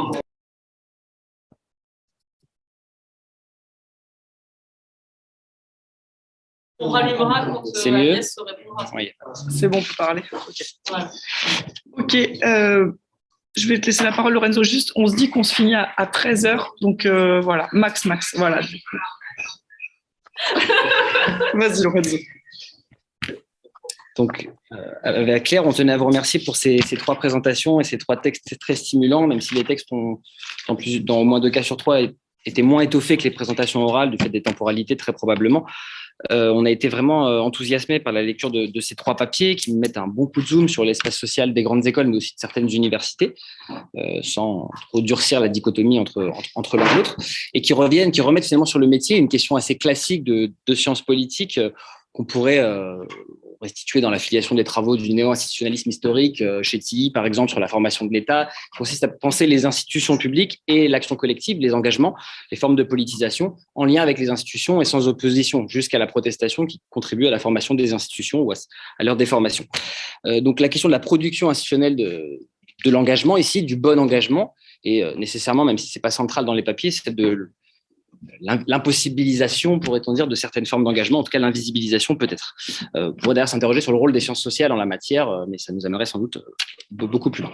Alors, les 3 papiers sont évidemment très intéressants, mais contrastés. On a un premier texte, vous l'avez vu, qui est une comparaison de 2 enquêtes ethnographiques qui n'ont pas été conduites ni dans les mêmes moments, ni par les mêmes personnes, mais des collègues qui reviennent sur leur terrain et qui essaient de mettre en relation une comparaison entre des écoles d'ingénieurs, finalement, et des écoles de commerce, enfin, une école d'ingénieurs et une école de commerce, en l'espèce. La deuxième communication, donc celle des collègues qui sont un travail davantage de recherche-action, en tout cas c'est comme ça que vous le présentez, d'un cabinet qui travaille aussi pour des universités. Vous l'avez dit, ça produit un certain nombre d'effets, mais c'est sur lequel vous essayez de travailler, avec une comparaison de 2 universités en Île-de-France, inégales socialement, et 2 écoles d'ingénieurs là aussi. Et enfin, le travail de Matteo et Agnès sur Sciences Po Paris, qui me semble bien compléter utilement le récent ouvrage de Martial Foucault et Anne Muxel, qui vient de sortir, qui s'appelle Une jeunesse engagée, qui dresse le portrait politique à partir d'enquêtes par questionnaire des étudiants de Sciences Po, aujourd'hui en les comparant avec une enquête qui avait lieu en 2002 et qui met en avant des formes de ce qu'eux appellent des radicalités politiques beaucoup plus fortes, un engagement à gauche plus fort aujourd'hui, et où on en est. Il me semble que votre travail va un peu plus loin que grâce à la puissance de vos matériaux, leur intensivité, qu'une enquête par questionnaire. Même si le livre, je l'ai pour l'instant seulement parcouru, il est assez récent. Alors, voilà un petit peu les cas qui sont proposés. On va procéder de cette manière. Je vais laisser tout de suite la parole à Claire, qui va vous poser un ensemble de questions, certaines générales et certaines plus particulières, puis je reprendrai la parole ensuite pour des questions également.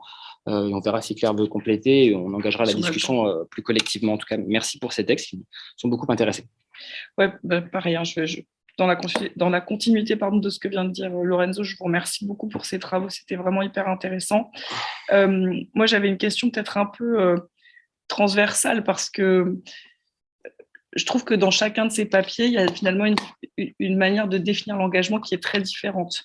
Et donc, du coup, moi, la première question que je voudrais vous poser peut-être à tous, c'est qu'est-ce que c'est l'engagement finalement? Enfin, si vous deviez le définir de façon très simple, comment vous le résumeriez? Qu'est-ce que c'est l'engagement? Voilà, ça c'est un premier point.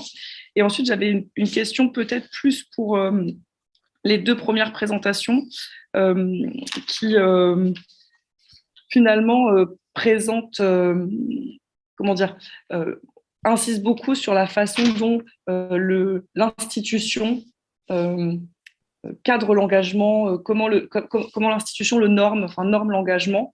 C'est un peu différent, je trouve, la présentation qui a été faite par Agnès et Mathéo, puisqu'il y a une dimension qui est quand même très politique dans ce que vous avez pu présenter tous les deux. Mais je trouve que dans vos deux premières présentations, il y a vraiment cette question-là. Comment est-ce qu'on retrouve un engagement qui est très institutionnalisé et qu'est-ce que ça nous dit finalement de ces cadres-là? Est-ce qu'il y a une visée normative? Est-ce qu'il y a une volonté consciente ou inconsciente de ces écoles ou du modèle cordé de la réussite de construire des citoyens un peu façonnés? Voilà. Enfin, quelle est l'intention politique en fait? Ça, je trouve que c'est quelque chose qui pourrait être discuté ensemble. Après, j'avais une question plus spécifique pour vous trois. Parce que je me suis demandé en vous écoutant si il n'y avait pas une nouvelle forme d'engagement qui était en train d'apparaître et que vous n'aviez peut-être pas encore analysé, ce qui est bien normal, puisque vous disiez, j'ai noté rapidement, mais vous disiez que finalement, il y avait une difficulté à transformer ces engagements individuels en un mouvement un peu collectif. Et est-ce que chez les déserteurs, ce que vous avez appelé, ce qu'on appelle les déserteurs, est-ce que ça ne traduit pas finalement une nouvelle forme d'engagement qui va finir par impacter l'organisation des grandes écoles et la formation et puis l'attractivité aussi de ces grandes écoles-là? Et est-ce que dans cette éventuelle nouvelle forme d'engagement plus militante, plus politique, il n'y a pas une dimension beaucoup plus collective que celle que vous avez pu observer, en tout cas pour les premiers terrains? Voilà pour commencer, mais on pourra peut-être poursuivre ensuite. Merci Claire, je vais compléter avec des questions d'ordre général qui me sont venues à la lecture, encore une fois, et qui m'ont été stimulées par la comparaison de vos textes. La première, qui est assez transversale, me semble, porte sur les institutions elles-mêmes sur lesquelles vous travaillez. J'ai beaucoup aimé la dernière présentation, parce que Agnès van Zen est revenue par une spécification de l'institution pour commencer, son positionnement singulier, son histoire, sa trajectoire, sa consistance différente. Et je me demandais finalement si à partir de ce que vous avez entendu dans cette séance, pour essayer de mutualiser, vous pouviez pour chacun revenir sur un peu la spécificité de l'institution sur lesquelles des institutions sur lesquelles vous avez travaillé, et ce qui vous semble être pour vous peut-être une singularité de ce façonnage institutionnel, pour reprendre votre terme, cette socialisation institutionnelle, ce que ça produit sur les formes de politisation, sur les formes de l'engagement dans chacune de ces institutions par rapport à d'autres. Parce que quand on lit par exemple le deuxième texte qui compare 4 établissements, même si vous introduisez des nuances, il y a quand même des points communs sur lesquels vous insistez. Moi, c'est plutôt sur les singularités institutionnelles que j'aimerais vous questionner pour voir un petit peu qu'est-ce que l'institution et la forme des institutions elles-mêmes peut produire spécifiquement. Et je pense que ça peut être un thème qui peut permettre de mettre en série les différents terrains qui ont été menés et présentés. La deuxième question, elle porte en lien avec celle-là, du façonnage institutionnel, donc sur finalement la circulation des dispositions à l'engagement ou des formes d'engagement ou des postures d'engagement que vous observez. Évidemment, il faudrait pouvoir suivre dans le temps ces étudiants. Je pense que c'est un des projets du travail sur Sciences Po, peut-être d'autres, pour voir un peu ce que ça devient. Ouais. Cette radicalité supposée d'étudiants de Sciences Po, par exemple, qu'est-ce qu'elle devient quand on accède aux classes supérieures du privé ou du public dans 15 ans? On peut se poser la question. Mais bon, il y a ces circulations dans le temps, mais aussi ces circulations selon les espaces sociaux et selon les domaines de la pratique.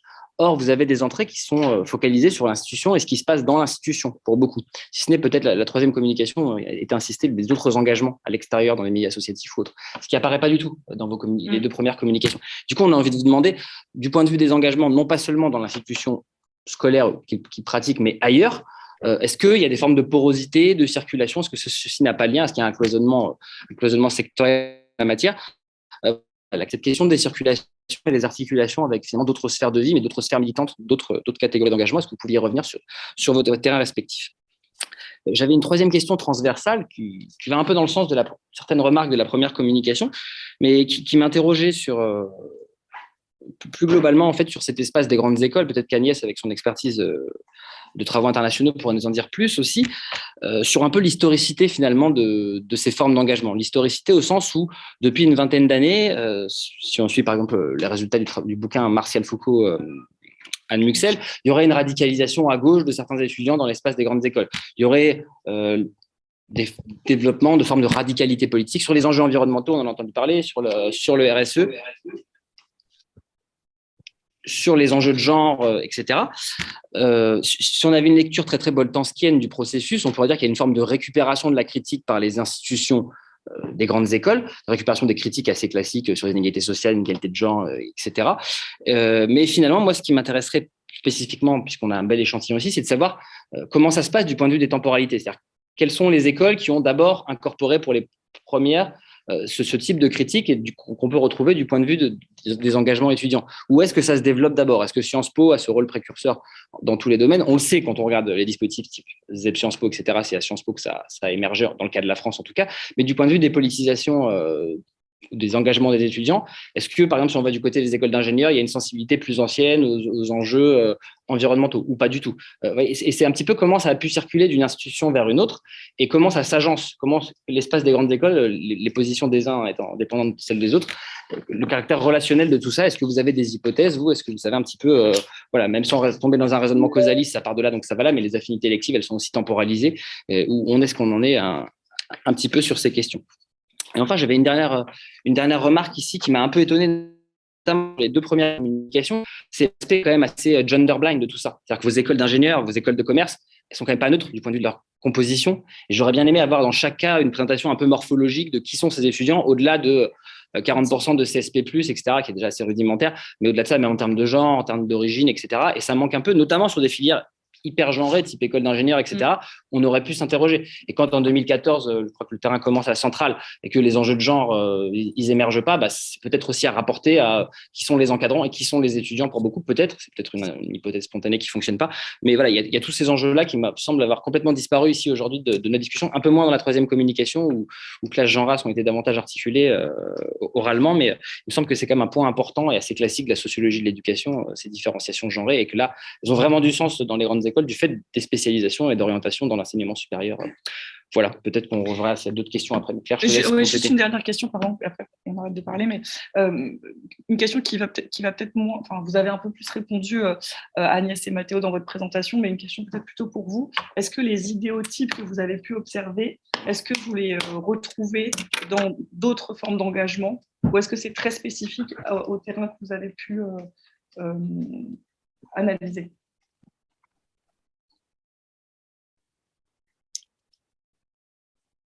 Peut-être je propose qu'on vous laisse la parole quand même, parce qu'il y a beaucoup de questions. Vous répondez à ce qui vous intéresse, dans le sens qui vous plaira, et puis ensuite on aura quand même un temps de discussion collective, parce qu'il y a des collègues dans la salle et pour que tout le monde puisse parler.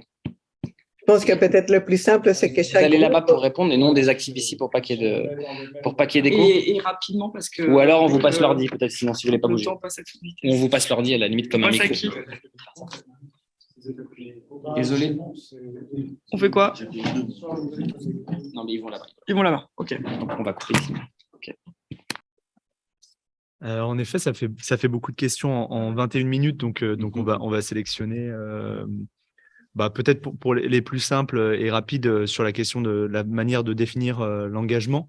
On a essayé d'esquisser une définition dans un des slides de notre présentation, c'est-à-dire de vraiment avoir une acception plurielle de ce que c'est que l'engagement. Et donc, cette idée que c'est plutôt un continuum, que ce n'est pas forcément un engagement extraverti, explicite. Il y avait notamment une présentation hier après-midi à Nanterre où la personne s'intéressait aux modalités d'engagement des étudiants en droit en première année. Pourquoi est-ce qu'ils ont choisi une filière de droit?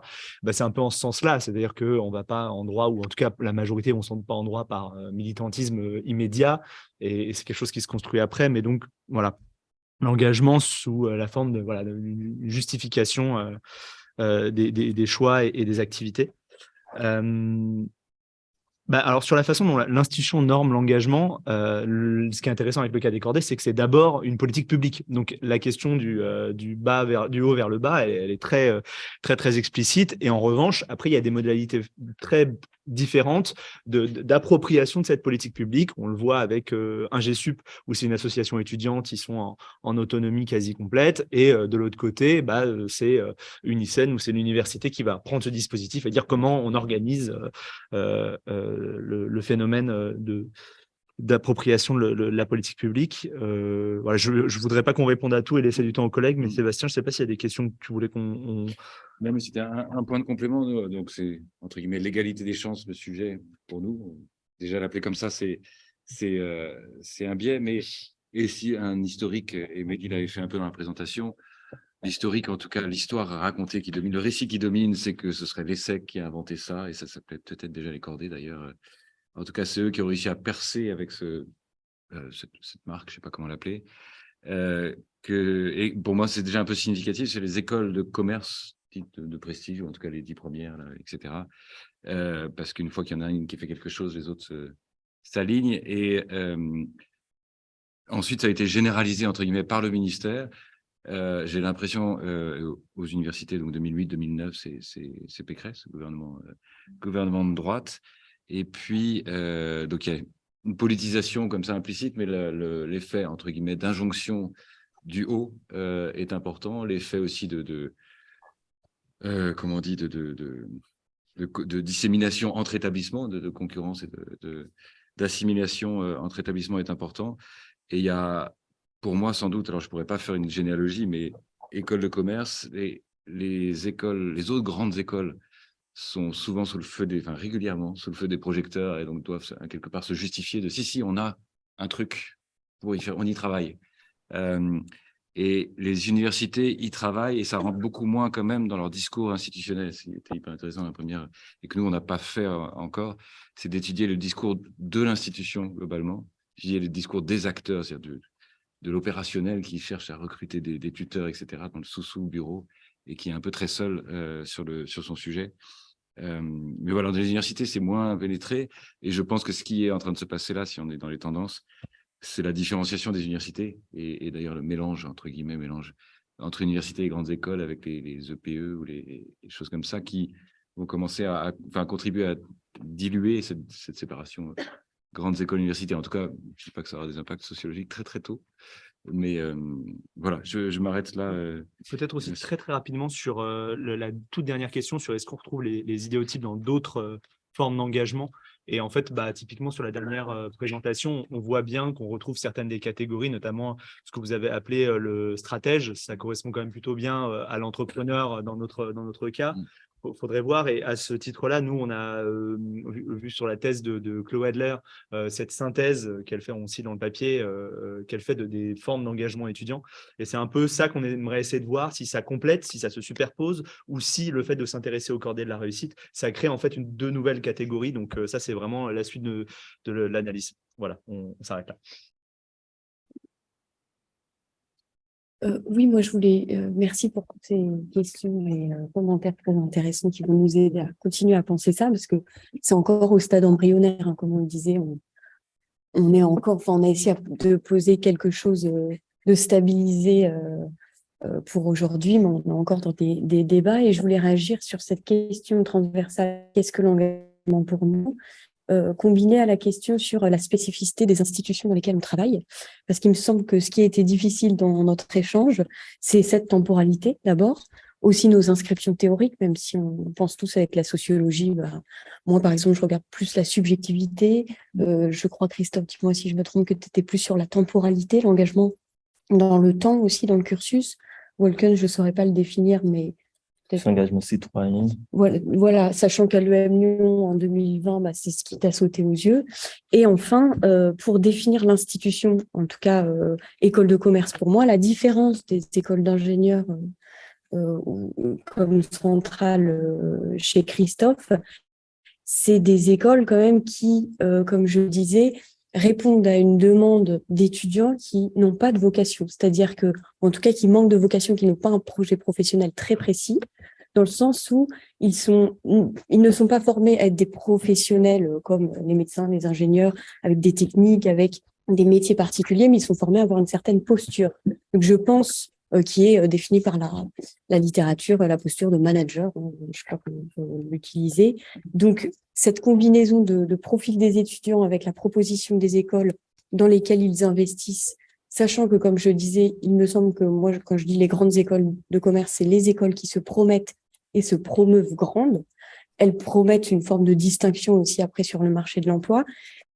Ça va orienter en quelque sorte aussi le type d'engagement recherché par les étudiants. Donc, on s'est arrêté sur l'engagement citoyen, mais par exemple, moi, je pense que dans les écoles de commerce que je regarde, l'engagement au départ, pour moi, c'était plutôt l'engagement subjectif dans l'espace associatif. Donc, je pense qu'il y a, voilà, il y a eu plusieurs difficultés qui ont fait qu'on ne s'accordait pas sur un engagement précis. Mais je vous laisse. Ensuite, je voulais réagir un peu aux spécificités, aux questions de singularité. Il me semble, enfin, je parle pour nous, mais en tout cas pour moi, c'est un choix politique aussi, et on en a un peu discuté, de dire, en fait, au-delà des différences de ces différentes institutions qu'on regarde, c'est toutes des grandes écoles, ou des écoles qui se veulent grandes en tout cas. Et ces écoles qui se veulent grandes, elles sont dans un espace qui se veut distinctif. Ce qui compte, c'est de se distinguer. Et ce que nous, on voulait montrer justement, c'est qu'au-delà en fait, de cette distinction apparente et qu'elles cherchent à promouvoir, à mettre en avant, elles sont toutes en train de faire des choses similaires, qui est d'essayer d'accroître leur prestige et d'essayer de former une classe dominante. Dans notre cas, comme on essaie de le devenir apolitique, ou en tout cas plus individualiste que collectiviste dans son versant politique, qu'à Sciences Po, qui a d'autres modalités. Pas pour dire que je ne peux pas répondre aux questions des singularités centrales, juste qu'il y a un vrai choix politique de notre part de dire, je pense qu'il faut penser aussi au-delà des singularités des institutions, même si effectivement, ça fait que du coup, les configurations qu'on va avoir à l'intérieur de ces établissements peuvent varier. Mais qu'en fait, elles sont toutes récupérées par l'institution d'une manière similaire, elles sont toutes cadrées par l'institution de manière similaire. Ça me permet d'engager, enfin, je pourrais revenir plus sur le contexte, par exemple, des VSS à Centrale, d'ailleurs, qui a été très publicisé dernièrement. Voilà. En tout cas, quelle est l'intention politique, ou voilà, qu'est-ce que ça nous dit des cadres de l'institution, que le fait que ce soit normatisé? Il me semble que c'est une volonté de l'institution de continuer en fait sa fonction qui est de former une classe dominante, ou des gens qui vont continuer à alimenter le système, et aussi à contrôler son image. Par exemple, voilà, on n'a pas pu développer tous nos exemples, mais nous, il y avait des choses qu'on avait le droit de dire, pas le droit de dire. On avait, voilà, lorsqu'on invitait un speaker de gauche, il fallait inviter un speaker de droite toujours. C'était quoi? L'inverse était vrai aussi. Ou alors, par exemple, il n'y avait pas le droit de parler politique dans le bâtiment de cours. Donc, pendant les campagnes de 2017, les étudiants ils avaient le droit de militer dans des espaces qui n'appartenaient pas à l'école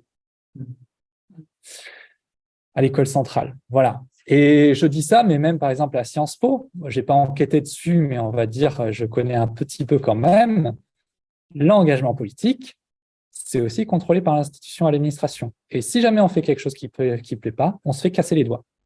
Et ça, ils sont très clairs sur les sanctions, c'est l'image avant tout. Voilà. Et ensuite, pour ce qui est des déserteurs, dernière question, enfin, si vous voulez, on pourra discuter plus tard des spécificités ou des VSS.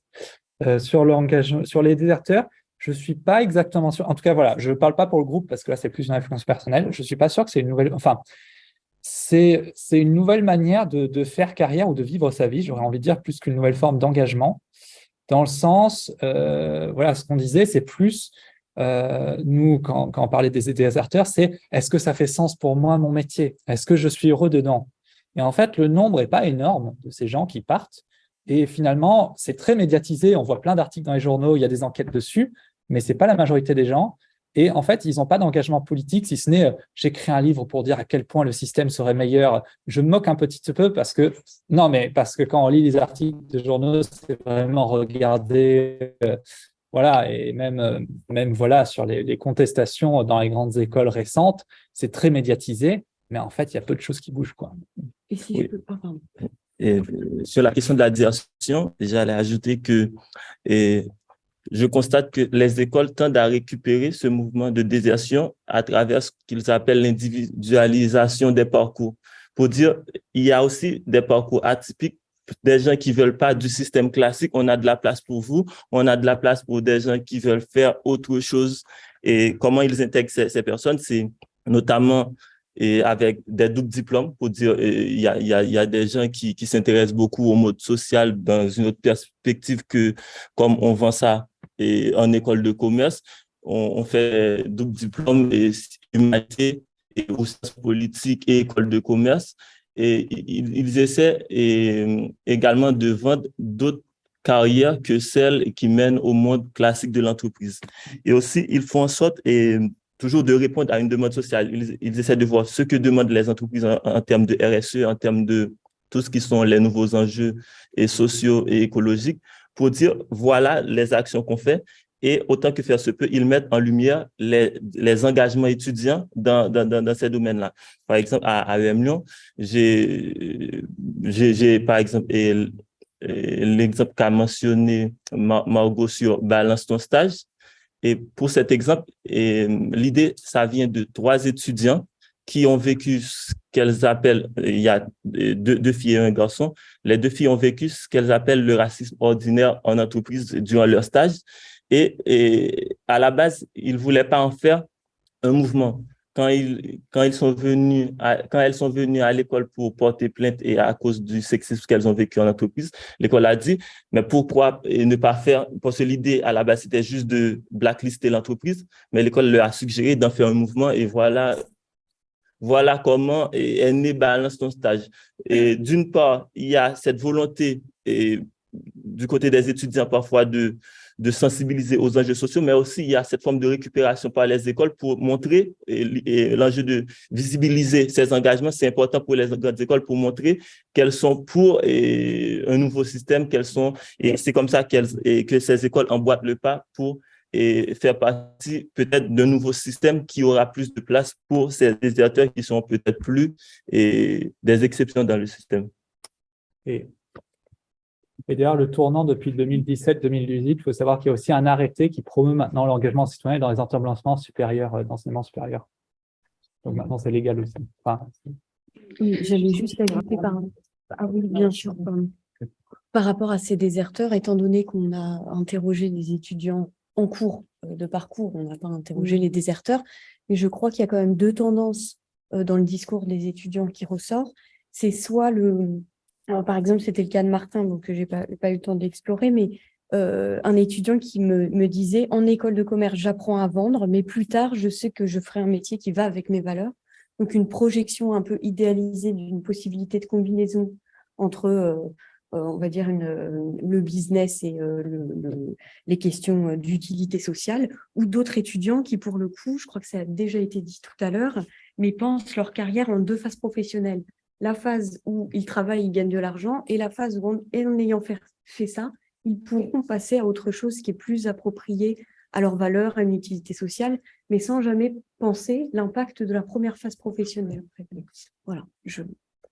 Merci à vous. On va peut-être laisser la parole à Mathéo et Agnès. Oui, je vais prendre la parole tout de suite et Mathéo pourra compléter. Vous m'entendez? Est-ce qu'on a remis le... Vous m'entendez? Alors du coup, moi je vais essayer de répondre Pardon, Mathéo. à 2 questions, et puis je vais laisser Agnès compléter du coup. Notamment la question d'abord de l'engagement et de sa définition. En fait, en raison de la population SCP et de la pluricité de l'engagement, en fait, c'est très difficile de définir concrètement ce que c'est, parce qu'en fait, c'est pas vraiment possible de circonscrire ce qu'on va entendre, parce qu'en fait, on exclurait de fait une population qui est pourtant très intéressante à étudier. En fait, on a le même problème qu'avec la politisation en général, puisqu'en fait, si on le définit de manière trop précise, de manière trop exclusive, en fait, on risque d'exclure les catégories populaires. Et c'est justement ce que remarque d'ailleurs Camille Amidi dans ses travaux sur la politisation des classes populaires, où elle propose justement plutôt qu'une définition définitive de la politisation et de ce que c'est, une grille de lecture, une grille de repérage pour justement repérer ce qu'est la politisation. Et on pourrait imaginer donc, plus tard quelque chose qui ressemble à ça pour les associations et l'engagement. Alors après, pour ce qui est du façonnement des institutions par la fin, des institutions sur la politisation et l'engagement, en fait, pour la spécificité de Sciences Po, c'est vraiment la concentration des capitaux, donc culturels, scolaires, économiques, sur place, qui pousse à l'engagement des jeunes étudiants des classes populaires, des jeunes étudiants CEP des classes populaires, sachant que si on réutilise l'enquête SPEL de Clément Destrumeaux et de Gwen Vincent, en fait, on remarque que les engagements associatifs sont fortement liés en fait, aux capitaux culturels, scolaires et sociaux, sachant que du coup, en fait, quand on en dispose de plus, on est fortement engagé, et quand on n'y dispose pas, en fait, on n'est pas engagé du tout. Alors que là, du coup, dans la population CEP, donc même si les jeunes des classes populaires ne sont pas du tout majoritaires, ils sont pourtant tous engagés, presque systématiquement. Et c'est ça qui est intéressant. Et voilà, c'est ce que j'avais à dire. Je laisse Agnès Roubaix. Donc ça va dans le sens d'une hypothèse d'un effet de leur position relative dans l'institution. Exactement. Et ça, enfin, c'est ce que aussi Bourdieu appelle dans la mesure de la misère de position. Ouais, un effet de lieu même en fait, de spécification trouve du coup. Voilà. Est-ce que vous m'entendez? Est-ce que vous m'entendez? Oui? Vous m'entendez? Voilà. Est-ce que vous m'entendez, Agnès? Apparemment, on s'entend dans le Zoom, mais pas dans la salle. Oui, c'est ce qui me semble.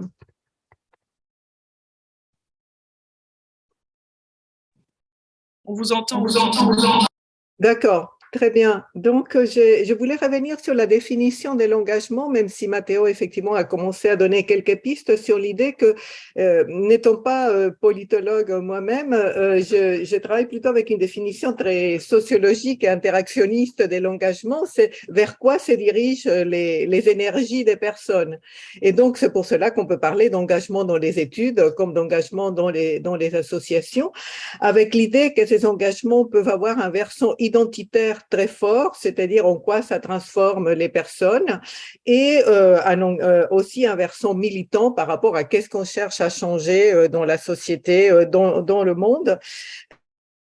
Par rapport à ce que disait Lorenzo par rapport au travail de Martial Foucault et Anne Huxel, je voulais dire que beaucoup de jeunes CEP eux-mêmes se situent beaucoup contre le modèle un peu de l'engagement que présente cet ouvrage, qui est un engagement pour beaucoup discursif, puisque c'est beaucoup les opinions des jeunes qui sont données sur un certain nombre de sujets. Donc, ils sont assez critiques du fait que les jeunes de Sciences Po peuvent avoir beaucoup de positions de gauche, mais qui sont contredites par tout un ensemble des pratiques. Mais eux-mêmes ne sont pas du tout immunes à le fait d'adopter ensuite ces pratiques et d'ailleurs d'être récupérés par l'institution. Et je voudrais aussi évoquer cette question tout à fait intéressante de Lorenzo sur effectivement l'évolution temporelle qui est importante et qui va de pair avec le cadrage de l'institution. Donc, on n'a pas eu le temps aujourd'hui parce qu'on n'avait pas suffisamment avancé dans les analyses, mais ce qui transparaît, c'est qu'effectivement, il y a un mouvement de la position des méritocrates à la position des stratèges au fur et à mesure qu'on avance dans le cursus, et notamment dans le passage du premier cycle au master, où on est effectivement à la fois confronté à des discours des professionnels, on fait beaucoup de stages dans le monde professionnel, etc. Donc, il y a une transition. Après, pour les diplômés, il est très intéressant de voir, et c'est pour cela que j'évoquais en conclusion l'importance d'étudier les choix des masters, mais aussi les choix professionnels qui sont faits, parce que l'on voit que selon les choix professionnels, il y a des jeunes qui continuent parfois à maintenir le discours « oui, oui, je souhaite plus tard avoir vraiment un métier qui donne du sens à ma vie », mais en fait, quand ils sont engagés dans certains types de filières, eh bien, pour ceux pour qui on a une trajectoire un peu longue, eh bien, ça n'arrive pas. Mais il y en a certains qui ont fait des choix, par exemple, qui ont fait des masters d'affaires urbaines, par exemple, dans lesquels on va retrouver des formes d'engagement. Ça va souvent de pair, et c'est pour cela que j'évoquais cela aussi, avec les choix qu'ils font en termes des lieux d'habitation. Est-ce qu'ils vont habiter dans, pas nécessairement leur commune d'origine, mais plutôt des communes assez mixtes socialement, parce qu'il y a certains qui après développent des forts engagements locaux, ou est-ce qu'ils vont vivre à Paris ou effectivement dans des lieux plus favorisés? Quel est leur choix de leur conjoint? Donc, on a là aussi des éléments dans l'enquête qu'on n'a pas pu soulever, mais en tout cas, je pense que c'est une question très importante. Et puis, dernier point sur la récupération de la critique, je pense qu'effectivement, Sciences Po est une grande spécialiste dans ce domaine-là et qu'il y a effectivement un travail institutionnel intense. Alors, il est intéressant de voir effectivement que dans le cas des CEP, souvent, ce qui est récupéré, c'est la trajectoire des mobilités elles-mêmes, mais en revanche, les discours les plus critiques que peuvent avoir certains CEP n'ont pas tellement de voix, et ça renvoie à ce que disait aussi Christophe tout à l'heure, qui connaît aussi les étudiants de Sciences Po. Effectivement, la voix plus critique, on ne l'entend jamais dans toutes les options des représentations du discours des étudiants CEP, qui sont assez nombreuses dans l'institution. Merci.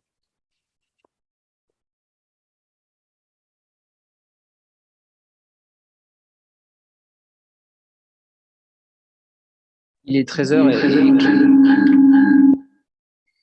et Claire doit partir tout de suite, mais Je te laisse. si on prend une ou deux questions, si des personnes veulent parler, même si on est très en retard, parce que je ne veux pas qu'on monopolise la parole, simplement ceux qui étaient à la tribune, donc il me semble important de laisser la possibilité, même très rapide. Ouais, moi, j'ai une question à tous. D'abord, merci, c'est très intéressant. Alors, je dois juste préciser que c'est une question qui me vient du fait que moi, j'ai travaillé sur les écoles du Parti communiste et les institutions héritières. Donc, je suis un peu matrixé par ça. Mais en gros, il y a des auteurs qui parlent de ces institutions comme des institutions totales. Moi, je ne suis pas tout à fait d'accord. Mais du coup, je vous soumets ça. Alors, dans votre cas, c'est encore plus éloigné. Mais parce que moi, je n'ai pas pu m'empêcher de voir les institutions et de voir dans tous ces dispositifs aussi, comment les institutions remettent la main quoi qu'il arrive, j'ai l'impression, ou tâchent en tout cas par tout un tas de dispositifs de remettre la main quoi qu'il arrive sur leurs usagers clients et acteurs, même quand ils essaient de s'échapper, quoi. Et voilà, et donc bon, vaste question, mais si vous pouvez dire un petit mot depuis vos institutions, quitte à en choisir une ou deux, si vous en avez plusieurs. Merci beaucoup. Quoi, la première question tout à l'heure, est-ce qu'il y a d'autres Oui, voilà, c'est ça. Non. Je laisse la parole brièvement alors aux communicants.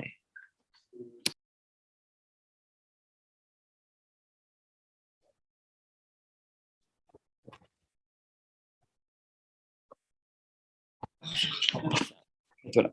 Si je peux commencer très rapidement, moi je suis d'accord avec toi. Je ne suis pas d'accord avec l'institution totale. Je l'ai vu beaucoup écrit pour les écoles d'élite. Et je pense, après avoir réfléchi, qu'il vaudrait mieux utiliser le concept d'institution race, qui est l'idée que en fait, ce qu'on fait, c'est une demande totale du temps, de l'énergie, voilà, de l'énergie de la personne, de l'engagement, on pourrait dire. On demande à ce que la personne soit totalement engagée pour l'institution et dans ses buts. C'est une terminologie d'Isabelle Sommier, il me semble, qui a travaillé avec ce terme. C'est possible. Moi, je prends ça de Causer. Je crois que c'est un texte de 89 ou quelque chose, Lewis Causer, Greedy Institutions. Et donc, il me semble que c'est plus approprié, en tout cas, c'est ce que je cherche à démontrer dans ma thèse, que institution totale pour définir ces institutions, qui ira aussi avec des questions d'engagement, du coup. Et le fait est qu'on n'est pas toujours d'accord avec les buts de l'institution. Donc, qu'est-ce que ça fait par rapport à l'engagement ou à l'engagement qui est demandé? Et voilà, qu'est-ce que les différentes positions des personnes font? Enfin, tout le monde n'est pas engagé dans ces institutions. Elles demandent l'engagement total, mais tout le monde ne le fait pas de la même manière et tout le monde ne répond pas à ces demandes de la même manière. Voilà. Enfin, sur les sept qui parlent d'institutions englobantes et Muriel Darmon sur les classes préparatoires parle d'institutions enveloppantes. Moi, je serais plus, c'est Goffman aussi, oui, bien entendu, mais au-delà de ça, je suis un peu en difficulté pour définir sachant qu'en plus, je regarde plusieurs écoles, donc ça serait compliqué. Mais ce qui était assez révélateur sur mon terrain, c'est le moment de la crise qui a amené les écoles à fermer leurs portes, même si elles se sont très vite réadaptées. Et je pense que si c'était une institution totale, il n'y aurait pas eu les réactions des étudiants qui très vite se sont assez détachés, ont eu un rapport assez utilitaire avec leur école, du type on veut valider notre diplôme même dans cette situation-là, mais qui pour le coup gardaient un fort attachement à l'espace associatif entre écoles, même en dehors de l'établissement. C'est-à-dire que le monde associatif continuait à exister, alors qu'ils soient citoyens ou pas, pour le coup, en dehors de l'école. Donc, moi, je regarderais même plus l'espace associatif, plus comme une institution totale, si on peut en discuter, que l'école en elle-même avec les cours, etc. Donc, voilà. Est-ce que vous m'entendez? Est-ce que vous m'entendez?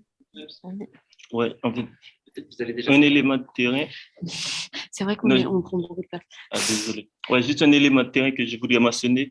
Et dans un entretien avec une étudiante, elle a mentionné le terme microcosme pour caractériser ce qu'elle vit en école, pour dire 7 jours sur 7, 24 heures sur 24, tout son entourage, c'est l'école de commerce, etc. Et ton intervention m'a fait penser à la notion d'abnégation et aussi utilisée dans le monde de l'entreprise par d'anciens diplômés et qui sont notamment dans des cabinets de conseil en stratégie, où on fait passer le travail avant soi, où l'institution passe avant soi. Et normalement, et même côté économique, un exemple que j'ai, c'est des consultants qui préfèrent et qui cherchent à tout prix de faire de l'économie à leur boîte de consulting, par exemple, en cherchant des billets moins chers, etc. Parfois, ils sont prêts à même débourser leur propre argent pour essayer de faire baisser les coûts à l'institution. Donc, ils font vraiment passer l'institution avant eux-mêmes. Donc, je me demande dans quelle mesure cette notion d'institution totale, ou du moins l'institution vorace, peut être mise en relation avec une forme d'abnégation. Est-ce que Mathéo ou Agnès veulent ajouter quelque chose? Est-ce que je peux parler? Vous entendez Agnès?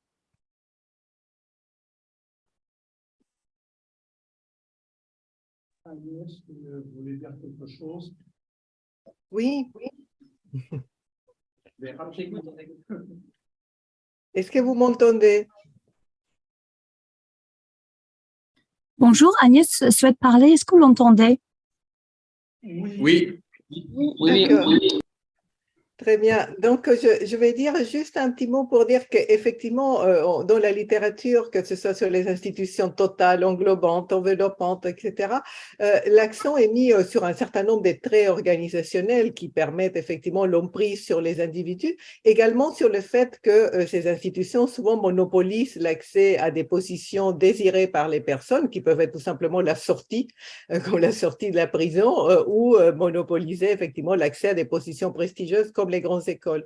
Mais je crois qu'on tend à minimiser parfois dans ces analyses le poids du fait que les personnes qui viennent dans ces institutions sont déjà porteuses de dispositions qui entrent en face avec celle de l'institution. Et donc, le cas des étudiants convention éducation prioritaire est intéressant dans la mesure où une partie d'entre eux viennent avec ces dispositions, mais une partie ne les ont pas. Et donc, effectivement, nous, c'est un aspect qui nous intéresse, de voir comment ils se situent, pas nécessairement dans une posture de résistance, mais dans des postures qui ne sont pas nécessairement celles de cet engagement total que demanderait l'institution, et je trouve que c'est effectivement une thématique intéressante à aborder. Merci pour cette question.